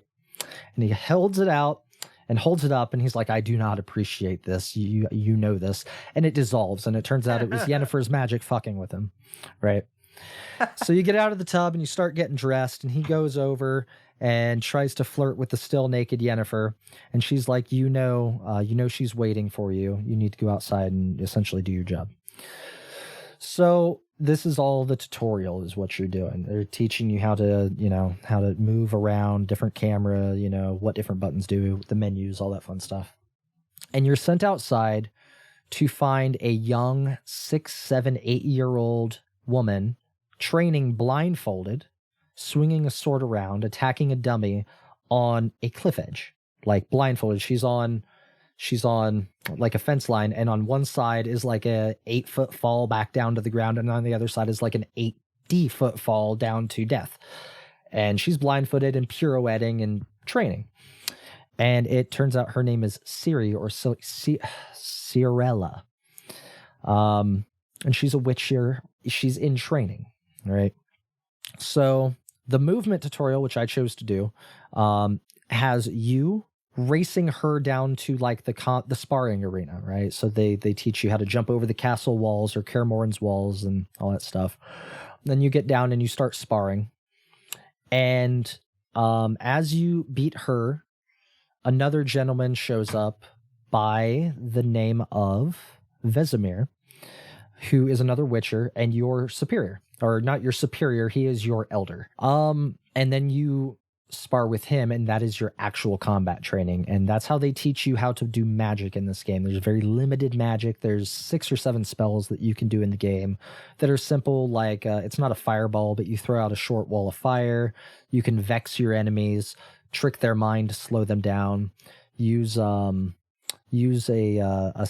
signet to protect yourself. It's like a shield, right? You get one hit on it and then it shatters. And after doing that, everything freezes and the snow comes in and covers the land, right?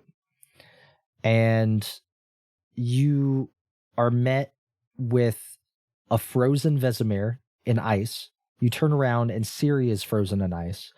And you hear a noise and you turn around and what is called the Wild Hunt comes in, which I haven't exactly figured out who they are as of writing this, or within the first 10 hours of the game. But imagine anybody who's played World of Warcraft out there, imagine the Lich King on horseback. That's what this is. Okay. And he swings to cut the head off of Ciri. And the screen goes black. And Geralt awakes under a tree in a cold sweat, and you find out that that whole thing was a nightmare from the past. And you are actually still searching for Yennefer from the opening cinematic. Oh. Yeah. It's very, I mean, it's. I like the timeline jumping is kind of cool. When you wake up, you are brought to, or you wake up and you're in, the world is open world, but it's segmented, kind of like Borderlands we were talking about earlier. But as opposed to like every other area being like a small section, there's a very large section, which is your main world map, and then like a couple of smaller areas that are dedicated. So like now you're in an open world around a village and like some small countryside. It's the tutorial. You're still in the tutorial. It's just small, so that's where they're going to teach you, you know, how quests work and how to track things and stuff. But you go to the village, the nearby village, and you're searching for Yennefer, and you ask around. And this game is very good about, they're not fetch quests, but I'm looking for this. Oh, I have information for you then, if you do something for me. So then you go do the thing, and then you get the information. And almost the entire game revolves around searching for information to find Ciri or Yennefer. Right? It's like, I lost my girls. How do I find them? So one of the things that you have to do in this town, which is like the end of it, is we can tell you where to start looking for Ciri, but you have to fight your first actual monster in this game, which is a griffin. It's a royal griffin, and it is one of the most badass fight scenes that I have ever seen for like a tutorial in a game. It's cool as hell. Now, in Scandinavian folklore, royal griffins look nothing like you would imagine them to in World of Warcraft or Lord of the Rings. They are horrific fucking creatures that are the size of a school bus and have talons and a beak that seemingly constantly covered in blood. At one point, you run across a guy with a broken wagon and his horse is dead because somebody attacked him. And you hear a noise, and all of a sudden, the griffin comes through and just takes his horse. Just takes his fucking horse. Like, there was a horse on the ground. The whole thing. There's a horse on the ground at one point, and then it's gone. No more horse. You're like, that was big. What the fuck was that? This is about 45 minutes before you have to fight the damn thing, by the way. It's just enough time for you to go, didn't like that. So you fight the griffin. As a trophy for it, you get the griffin's head. Now, the game is large, and Geralt gets everywhere that he goes on a horse named Roach, which is just the best fucking name I think I've ever heard for a companion animal ever. And what's funny about that is it's not the first horse he's had, nor is it the first Roach he's had. Every horse he's ever had is named Roach. And you learn this by... you have a quest later on that involves a goat, and you have to lead a goat somewhere. And the goat doesn't talk, obviously, because it's a goat. Even in a magic world, it's a goat. It doesn't fucking talk. And Geralt says at one point, you have one of the best qualities that every good roach has to have. You don't talk much. I'm like, how many roaches has this been? So you take the griffin head and you sling it on Roach's side, and it just hangs there, like, grotesquely. It's a very clearly severed head of a very large animal just on the side of Roach. And this is important because I need you to pay attention to how much shit I'm going to tell you before I bring this up again. Now, the griffin head gives you a bonus. It has its own stats. Depending, you have it. It has its own slot. There's a trophy slot on Roach, and it has stats. So the griffin head gives you a bonus. So you take the griffin head back to who you need to talk to, and he tells you, okay, go to Novigrad, which is the largest city in the game. Actually, lore-wise, it's the largest city in the world. You can find Ciri there. My apologies. He doesn't send you to Novigrad. That's later on. He sends you to the keep of a man named the Bloody Baron. So you go to the keep of the Bloody Baron to get information from him on where to find Ciri, and you find out that he is looking for his missing wife and daughter. All right, they've been kidnapped or ran off, and you need to go find them. So you go do that. Missing people all around. Yeah, so you go do that. There's a war on, by the way, so they could have been kidnapped. The entire north half of the map and the entire south half of the map are kind of at war, and there's another faction that's invading from outside the map called Nilfgaard, who currently actually has control of the entire thing, not physically necessarily, but mentally. Everybody's scared, so they're suddenly like, bowing down to Nilfgaard type thing. So he's like, go find my daughter and my wife. Well, you go off to find his daughter and wife, and you have like two different paths that you can take, right? You got to do, each one is its own little quest line. So you go find his daughter's trail that takes you through a bunch of dungeons and stuff like that. And if essentially you eventually find out that she ran away, because it turns out the Bloody Baron is a drunkard and a wife beater and beat the shit out of both of them. So they decided to leave in the middle of the night one night and they got lost. Yikes. She ends up in Novigrad, where I went and found her, and she's like, no, I have no interest in who that man is. I've joined the Witch Hunters, which is like the church's answer to what few monsters are left in the world. You go back and tell him, hey, found your daughter. He's like, why don't you have her? And it's like, that wasn't part of the contract, because witchers only work for money and they keep their word down to the word. You didn't tell me to bring her back. That's not what I'm being paid for. And you go to find his wife, and you end up finding his wife in a bog,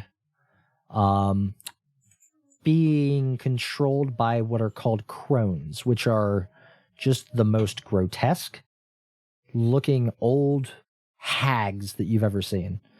And it's great because she's running an orphanage. It's not a good orphanage. She's running an orphanage in the bog under the control of these crones, right?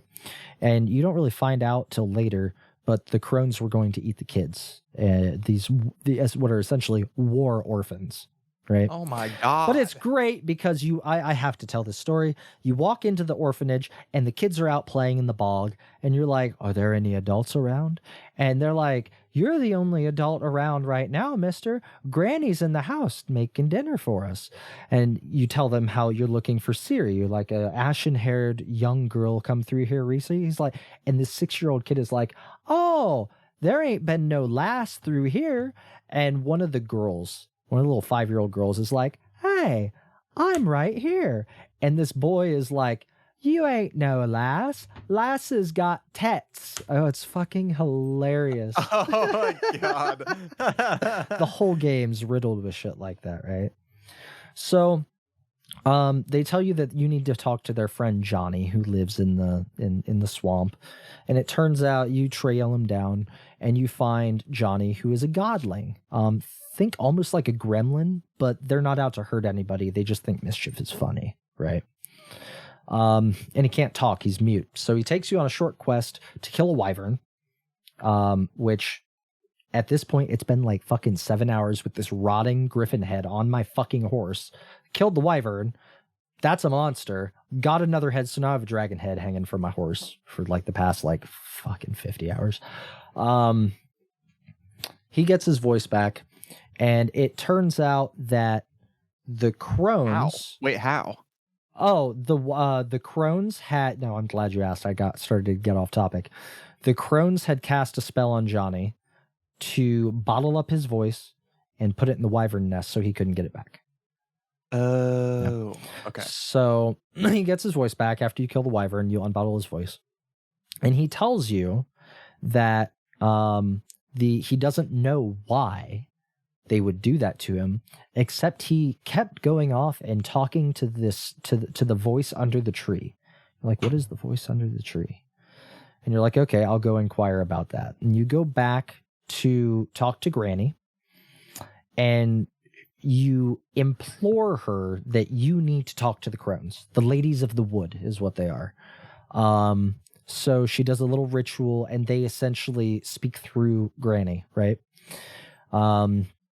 And they give you a dagger, and they say, take this to the elder at the nearby village. He'll tell you what to do with it. Do this for us, and in return, we will give you the information that you need to find Siri, and you can be on your way. So you go to the village elder is like, okay, I knew this day would come. You're here to solve our problem at the behest of the ladies of the wood. He's like, payment must be owed though. And he walks away, slices off his fucking ear, gives it back to you, and says, give this to the one that the crones control upon your return as payment. And he directs you to go to the where the voice under the tree is. And this is a turning moment for this short 10-hour fucking opening quest line. Because we're only like halfway through. Short. I'm like, yeah, Short 10-hour. I'm like 5 hours in, right? You go to the tree, and underneath of it is like a giant beating heart entangled in roots. And you can talk to it, and it says that the children are in danger, right? And it's trying to convince you to set it free instead of kill it with the dagger that you were given. And you're like, I don't know. He said, the children are already gone. They're going to be eaten by the crones. They're already gone. If you don't believe me, go check. I'm stuck here. I can't do anything. And I've been here for an eternity. If you were to go back to the village, the children wouldn't be there. So I chose to free the spirit under the tree. I had to bring it some various items. I had to bring it a black horse, some feathers, and I had to spill blood, the blood of a goat. I can't remember what the fuck it was, in front of it. And then the horse had to eat what I offered. And then I stabbed the Cameron's face, stabbed the heart of the tree. And the thing that came of it was essentially Shadowmere from the Elder Scrolls franchises. It was a black horse with glowing eyes that ran off into the night. And I didn't know that until the end of the story.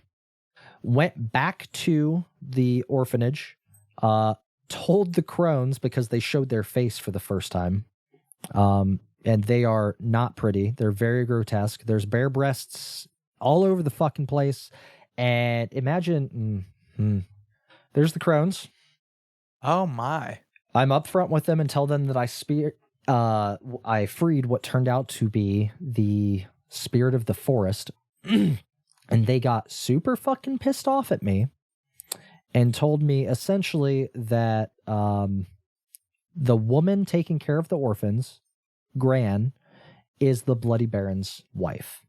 But she is in service to them and cannot be freed. But a word once given must always be kept, is what they said. And because I did, in fact, help them take care of, and Geralt is very specific about this. He said, you didn't tell me to kill it. You told me to take care of it. I did that, just not in the way that you wanted to. And with that logic, a word once given must always be kept. So they told me the trail to find Ciri. I took the information that Gran was actually Anne, the Bloody Baron's wife, back to him. And he was like, thank you. Let's go get her. No, not part of my contract. That's not what I'm being paid for. So that concluded that main quest line. A side quest started to go get Anne back with the Bloody Baron. He's like, fine. If you want some extra coin, meet me at that nearby village with my men and we'll get my damn wife back. So I decided to do this side quest and go up there to find the village in flames, everybody dead, and the Bloody Baron and I went down to the orphanage to get his wife, only to find out that the crones had cursed Anne to turn into a water hag. Yeah, for our listeners, because you can't see these images, they are they're pretty gross. They look like corpses, like rotting corpses. Just as an idea of what we're looking at. There'd be a water hag. Cursed her to turn into a water hag, at which point, at which point I had to find if it was reversible. Turns out it was reversible, and a very large boss fight ensued with a creature that I can only describe as a multi-story minotaur from hell. Yeah, it kind of looked like a Wendigo, if I'm being honest, but did that. Did what we needed to do to reverse her curse, only to find out that the curse was actually death and is irreversible, and it was disguised as a water hag. So Anne died in the Bloody Baron's arms as her daughter showed up, and the family was reunited mere minutes before Anne died. The daughter cast out her father, went back to Novigrad, and the Bloody Baron went back to his keep without his wife or his daughter. And he said, "You can find your damn money at the keep." At which point, went back to the keep and found the Bloody Baron had hung himself. Very, very gruesome. Very gruesome. And at which point, a very, very specific cutscene, not comic style, but like ink blot on old parchment paper style, started playing, with Geralt talking about how the choices that you make in life can't always be undone and shit like that. And you can ask my partner, had a very sudden and very aggressive realization that the choice that I made under that tree, not even realizing it was a choice, me just playing the game, had killed a village, saved children, potentially. We still don't know if the Shadowmere horse thing was actually good. We just know that it was the spirit of the forest. Killed a wife, killed a father, and alienated a daughter. And this realization was so hard to me that I actually started to cry. Wow. This is all in 10 hours, dude. And I found out Super that powerful, if I had chose to just kill the spirit of the forest, an entirely different set of quests would have happened. Not just outcomes, different quests. This is 10 hours, okay? Some other, like, noteworthy things that happened in this 10 hours. The kids in the swamp, played a whole ass game of hide and seek with them. It was fun. I joined a fight club at a tavern that has different levels and, like, is a whole thing.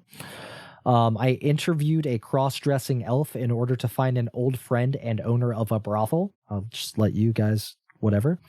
I took a contract to search for a squad of missing soldiers, only to find them eaten by a female wyvern who they had pissed off in the woods. Had a rendezvous with a multiple completely topless female mages, one of which was in a fucking shadow realm of the forest. I don't know how to describe it. I ran into a haunted house in Novigrad that a banker had bought and wanted me to find out how to unhaunt the damn thing, only to find out, and there are multiple fucking jump scares in this house, like all the way down to, like, I don't like the way that doll is laying in that crib and it is fucking going back and forth on its own while haunting voices of girls laughing in the background. Like, it's a whole thing. Only to find out it was a godling playing jokes on everybody in the house. This game is fucking wild. The sound design in this game is off the charts amazing. There is one point where, for one of the main quest lines after the 10-hour mark, you walk into a tavern and it is a ballad that is being sung on a lute by an elven girl, and it is genuinely magical. If you want, you can find it. It's part of the official soundtrack. There's a couple of songs in the game that are played like this, but the entire time it's just like different cinematic views of people in the tavern, including Geralt, just like thinking about what the song means, because it's about war and peace and how they can't happen at the same time. But everybody, it's a whole thing. The combat, the controls in general are very easy to get used to. I mean, 2015 is not that old, but it's old enough that you can tell whether or not controls are outdated, and they absolutely aren't. This game is wonderful. I love it. I cannot believe that I passed it up when it came out. Any questions? Because that was just like, I vomited fucking plot at you. So I've played a little bit of the Witcher series. And I want to get into it because it sounds amazing. I like how the game looks. It's very graphic, like you said. But I have a hard time with the combat in the game. It is like you have to be ready to fight these things. You have to know these creatures' weaknesses, because that does play a factor. Full disclosure, this game is, so the second you wake up at the beginning after the tutorial area, when you're jolted awake from your nightmare, you are immediately fighting like 3 wild wolves.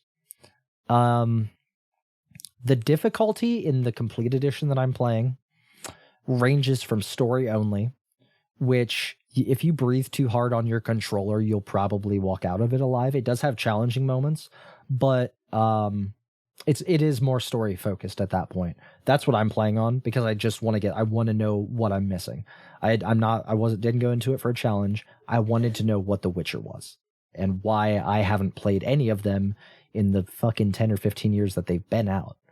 All the way up to the hardest difficulty is notorious for, in this game, it's notorious for those 3 wolves. If you miss one single block or parry, you will die. And that is the first combat experience of the game.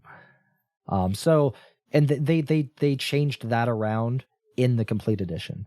So if you're looking to get into it, there's a lot more difficulty options in the complete edition than there were in the original, I'm pretty sure. Okay. Yeah. On story mode, I have not been paying attention. I've been reading the bestiaries for the creatures and stuff like that, but I haven't been worried about making oils or potions or coating my blade in anything specific or looking at weaknesses or weak points for enemies. I've just been getting good at blocking, dodging, parrying, and swinging. Very Dark Souls style or Elden Ring style combat, if you want to think of it that way. I might be able to get into it more that way because I still own it. I have all the DLC for it too because it's like I want to play this game, but I just haven't gotten around really to funny. it. What? I also own it and have all the DLC for it and haven't gotten around to playing it. We are all in the same boat. You guys should definitely run through the first couple hours of it at least because I think one of the biggest reasons that I didn't play it this whole time is because I thought it was... On the surface, when you look at it, it doesn't look fantasy RPG, which is what I love. It looks generic medieval style, which is I don't give a flying fuck about, to be completely frank. Which is things like Mountain Blade and stuff like that. They don't interest me at all. For Honor doesn't interest me at all. Looks cool. It's not my thing. And that's what The Witcher reminds me of. I knew that there were monsters in it, but you have to get past the first couple hours before you start seeing dwarves, like with good old Scottish accents, elves, stuff like that. Like that was an impressive imitation. You have to go through the first couple hours before you start seeing a lot of the fantasy elements that are actually there. It's just the fact that nobody wears super shiny, huge armor and stuff like that. 90% of the armors that you're going to come across for Geralt are quilted. Yeah, the only experience that I've had with The Witcher, other than like the very limited like opening the game, maybe playing through the first like little tutorial, but not really making it much further than that, was actually the Netflix TV series. If you guys, oh yeah, yes, you guys have seen that, I loved it. It was very, very good, which made me very sad when Henry Cavill said that he was stepping down because of the direction that they were taking against his wishes to stick with the content of what the books had originally. Yeah, that's like a whole other side tangent, but it's kind of sad because like he himself had like read the books. He had played, I believe he'd played the games as well. So it's he was knew such what he a was nerd, dude. about. Oh yeah. Yeah. It's like he knew what he was talking about. You guys didn't like the fact that he was correcting your mistakes. Yeah. So well, and yeah. he when he was hired in for that role, specifically said like, hey, just fair warning, if you guys steer away from the source material, I will not stick around. And he stuck to it and he fucking left. Right. God, I wish they did that with the Halo series. I know when he mentioned doing a Warhammer 40K thing, I about creamed my goddamn pants. So yeah, fucking that's my bread and butter. Is listen, God forbid the day that this turns into just like the day that anybody brings up 40K, like in a talk about perspective on this podcast, it will just become a 40K podcast. It'll just become 4 hours of John just going, never stopping. One thing I forgot to mention, and I just sent a picture to you guys. The Bloody Baron's wife miscarried at one point, and he just buried it out back and didn't give it a proper funeral because he didn't know what to do with the poor thing. And this is a botchling. My God. That is a botchling. that is his daughter. And we had to dig it up and give it a proper burial so it would turn into a lubberkin, which would protect his family. This game is weird. Thank you for the nightmares. Yeah, John. and that is you're welcome. That's the Bloody Baron holding the botchling, by the way. So that's all I have. I'm done scarring you guys for the night. Yeah. Now I have to gather my thoughts. All right. Door to Door's Discord chat is visibly cursed now on multiple levels.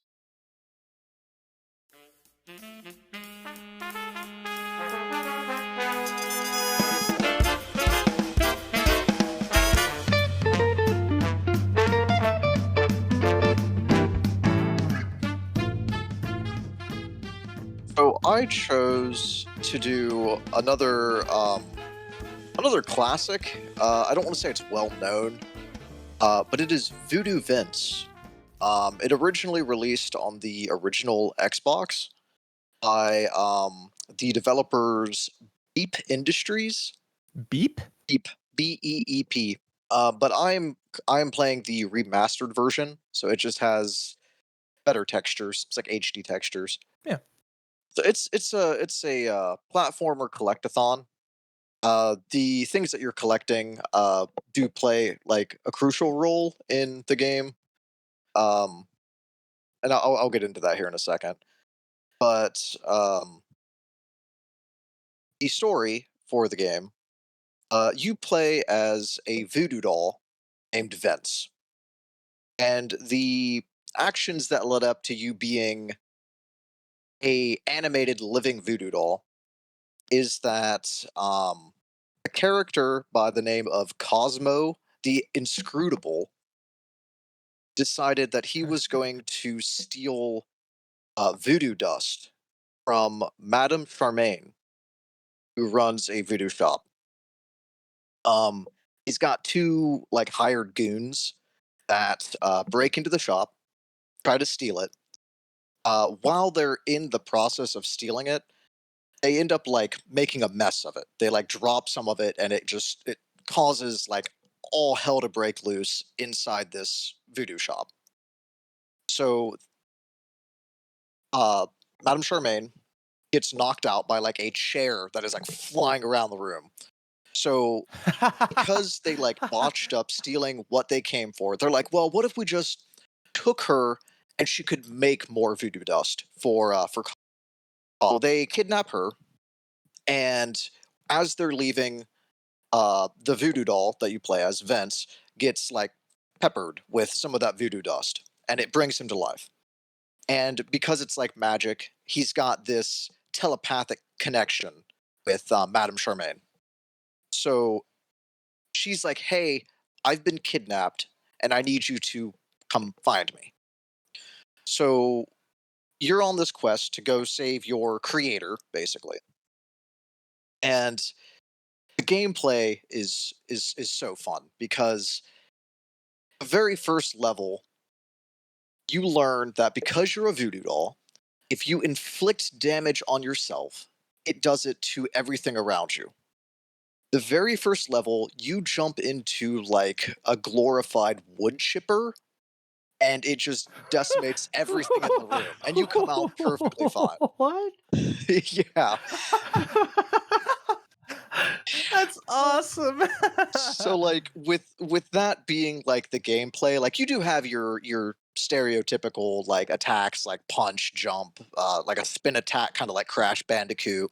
But what it boils down to is that when you kill enemies, you pick up voodoo beads, which fill like a meter, and when that meter is full, you can use voodoo attacks, and there's like a whole list of them, ranging from you stick yourself with a bunch of pins and it just kills everything, to a giant cow falling from the sky, landing on you and farting on you, and that just kills everything in the room. Yeah, it's not a serious game by any means. Um, That's awesome. one of them, and I'm not entirely for sure. I think it's is it Epicac that like makes you like It gives you Oh diarrhea. yeah, yeah, yeah. Is that what it Oh, is? it makes you throw up. Yeah, it makes you throw Uh, up. okay, whatever Vince drinks, it gives him diarrhea. So like he just chugs this entire bottle, and then an outhouse lands on him, and you just hear him dying inside. And then the outhouse kind of like falls apart, and everything just dies around you because well they shit themselves to death. Um, That is so funny. but back to the collectibles I was talking about. Um, they're you're obviously collecting the voodoo Oh dust shit. that they've kind of like left as like a trail. You're collecting like voodoo talismans, which unlock new abilities, new voodoo um, abilities to cast on yourself. And you're collecting like tarot cards, which I think that is just a collectible in itself. It doesn't really do anything that I'm aware of. Um, and the style of the game is really cool because the music for the soundtrack and overall is it's jazz because the entire game is like it takes place in New Orleans, so it's all jazz. It's all that kind of really nice swing music. Nice. Right. Um, the level design is kind of like it's cartoony the way that it's colored, not like in a bad way, but it's a lot of rich blues and purples. But it's very like Tim Burton esque kind of style. It, it's kind of like everything is kind of like falling in on itself, and it's all these weird shapes, but it still reads really well. Uh, you fight a lot of different bosses, ranging from I'm trying to think of the first boss now. You fight like an alligator. You fight a giant baby doll inside of like what I would what I would refer to as like a little play pit of a city with like a train, like a fake train that goes around on tracks.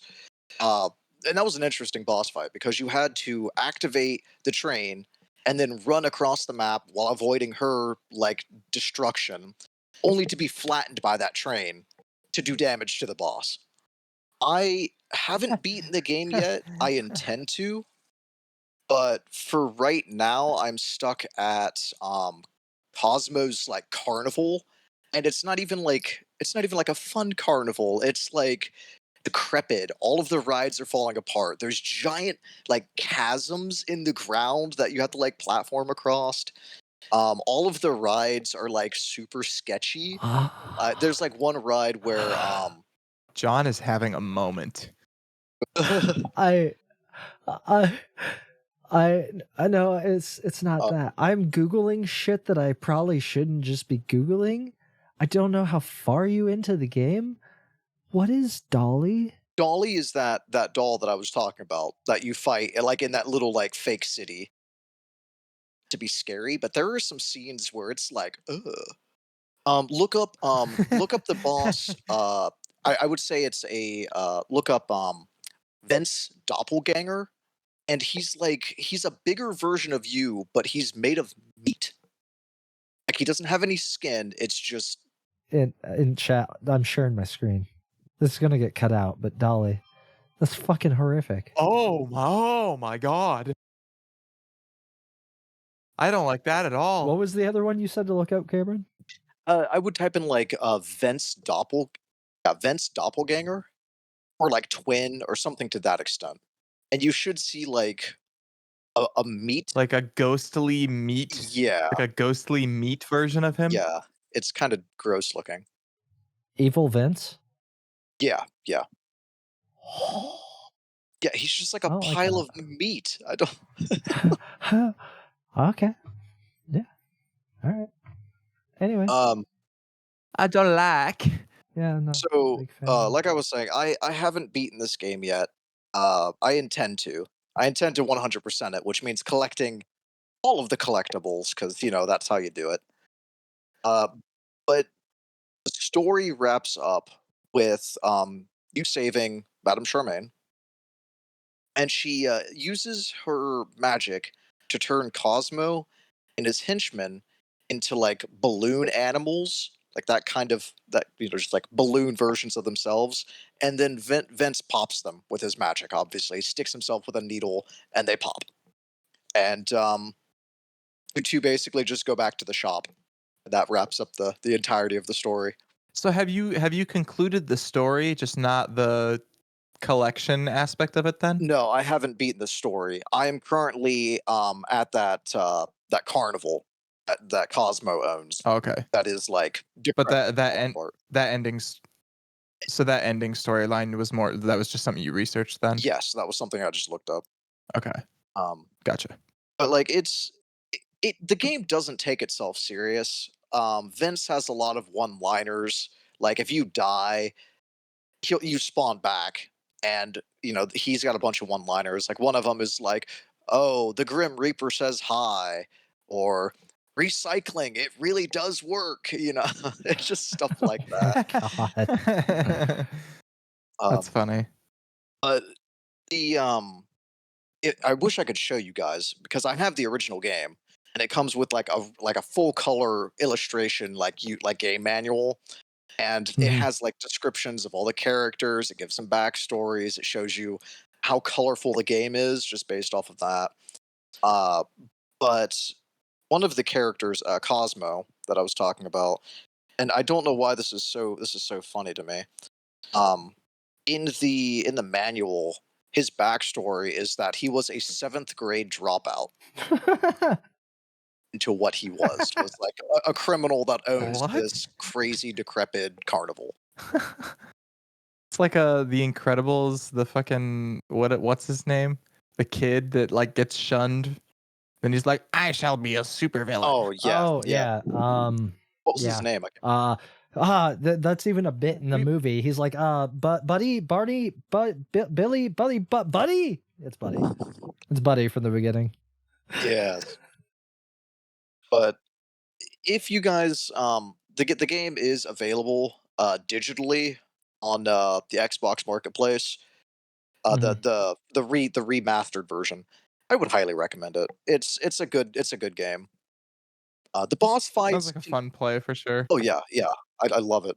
The boss fights can be a little irritating sometimes because they don't tell you exactly what you need to do. The fight with the Raggedy Ann doll. It Mhm. took me forever to realize that I needed to pull these different levers in the arena to activate the train. So I was like running around trying to figure out what to do for like 10, 15 minutes. Right. I just want to be clear here. If that is what Raggedy Ann dolls looked like when you were a Yes. child, you lived a terrifying, traumatic Yes, that childhood. is absolutely it. That But is that's scary. pretty much my game wrapped up. Do you guys have anything to add? Yeah. I think that I just enjoy our different tastes in like what we're trying to pursue here. I feel like John and I might be on like a similar kick in a lot of our games. I feel like those will cross paths, but I feel like like at least especially these first two episodes that we've done have been like very much curveballs in a cool way where you go more like the classic more like the timeless game design of just Mhm. like a nice platformer, which I said in the last episode. It's just like it's simple, it's effective, and it's fun. Right. It definitely going for games that I missed out in my childhood.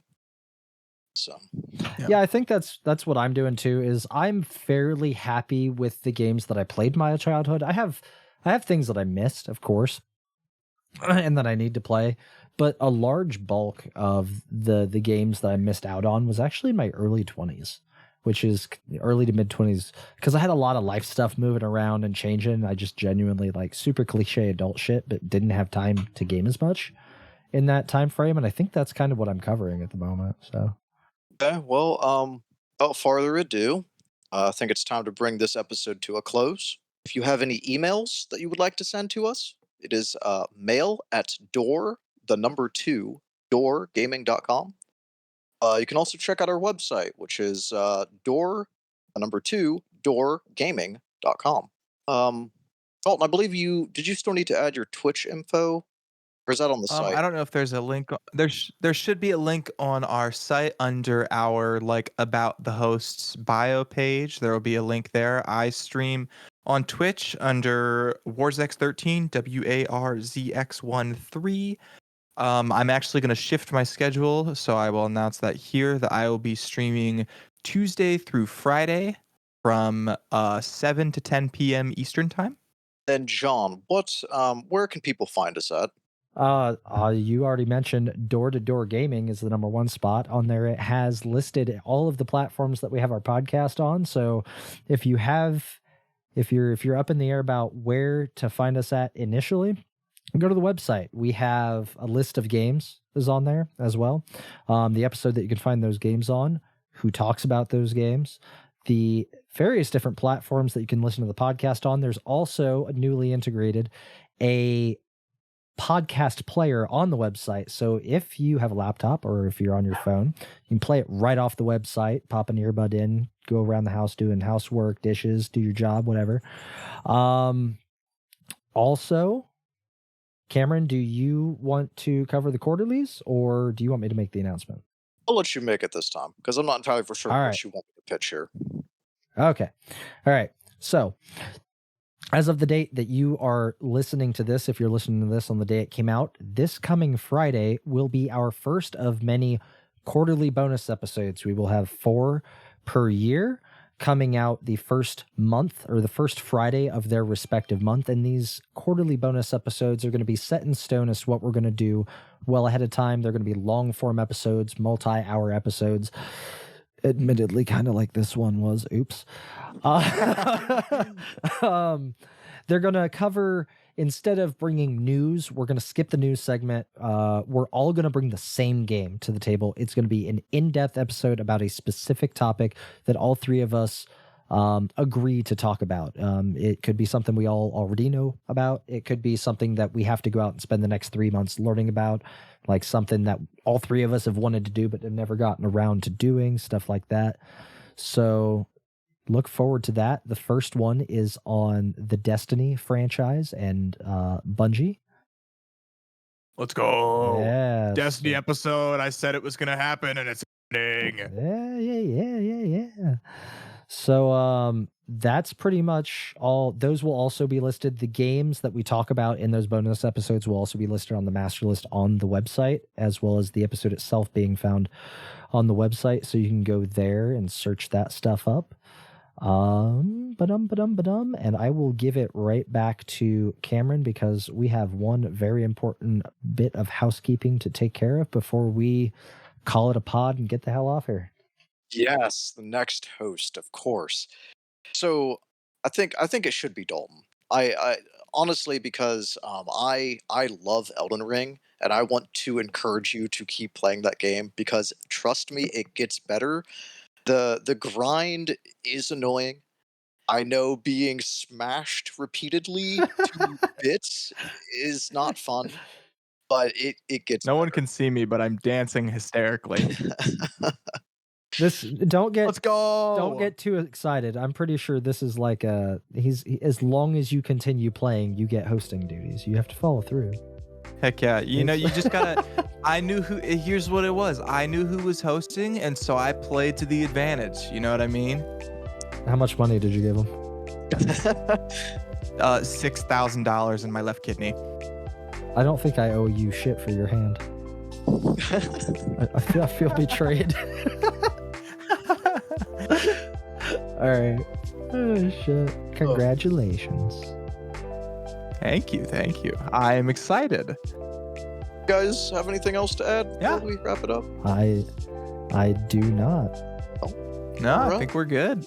Well, this has been Door to Door Gaming. Hope to see you guys next episode. Goodbye. See ya. Farewell.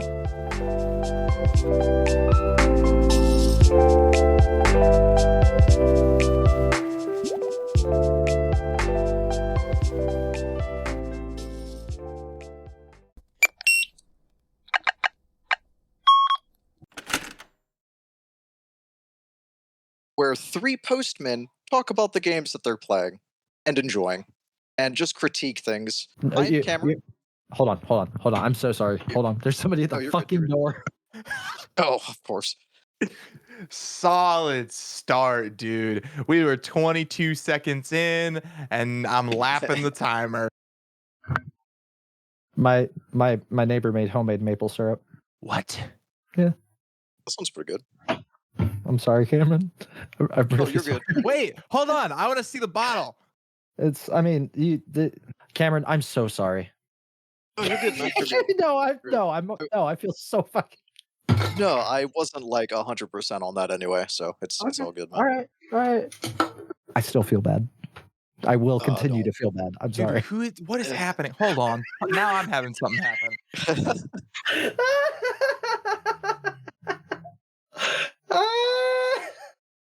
All right. I'm sorry, Cameron. Oh, dude, don't. It's all good, man. At least we like. I'd like to point out that over the 3 recording sessions we've done, we've had 2 handfuls of fuck ups, and it's been exclusively me. I see a pattern. Alright. Get the fuck out.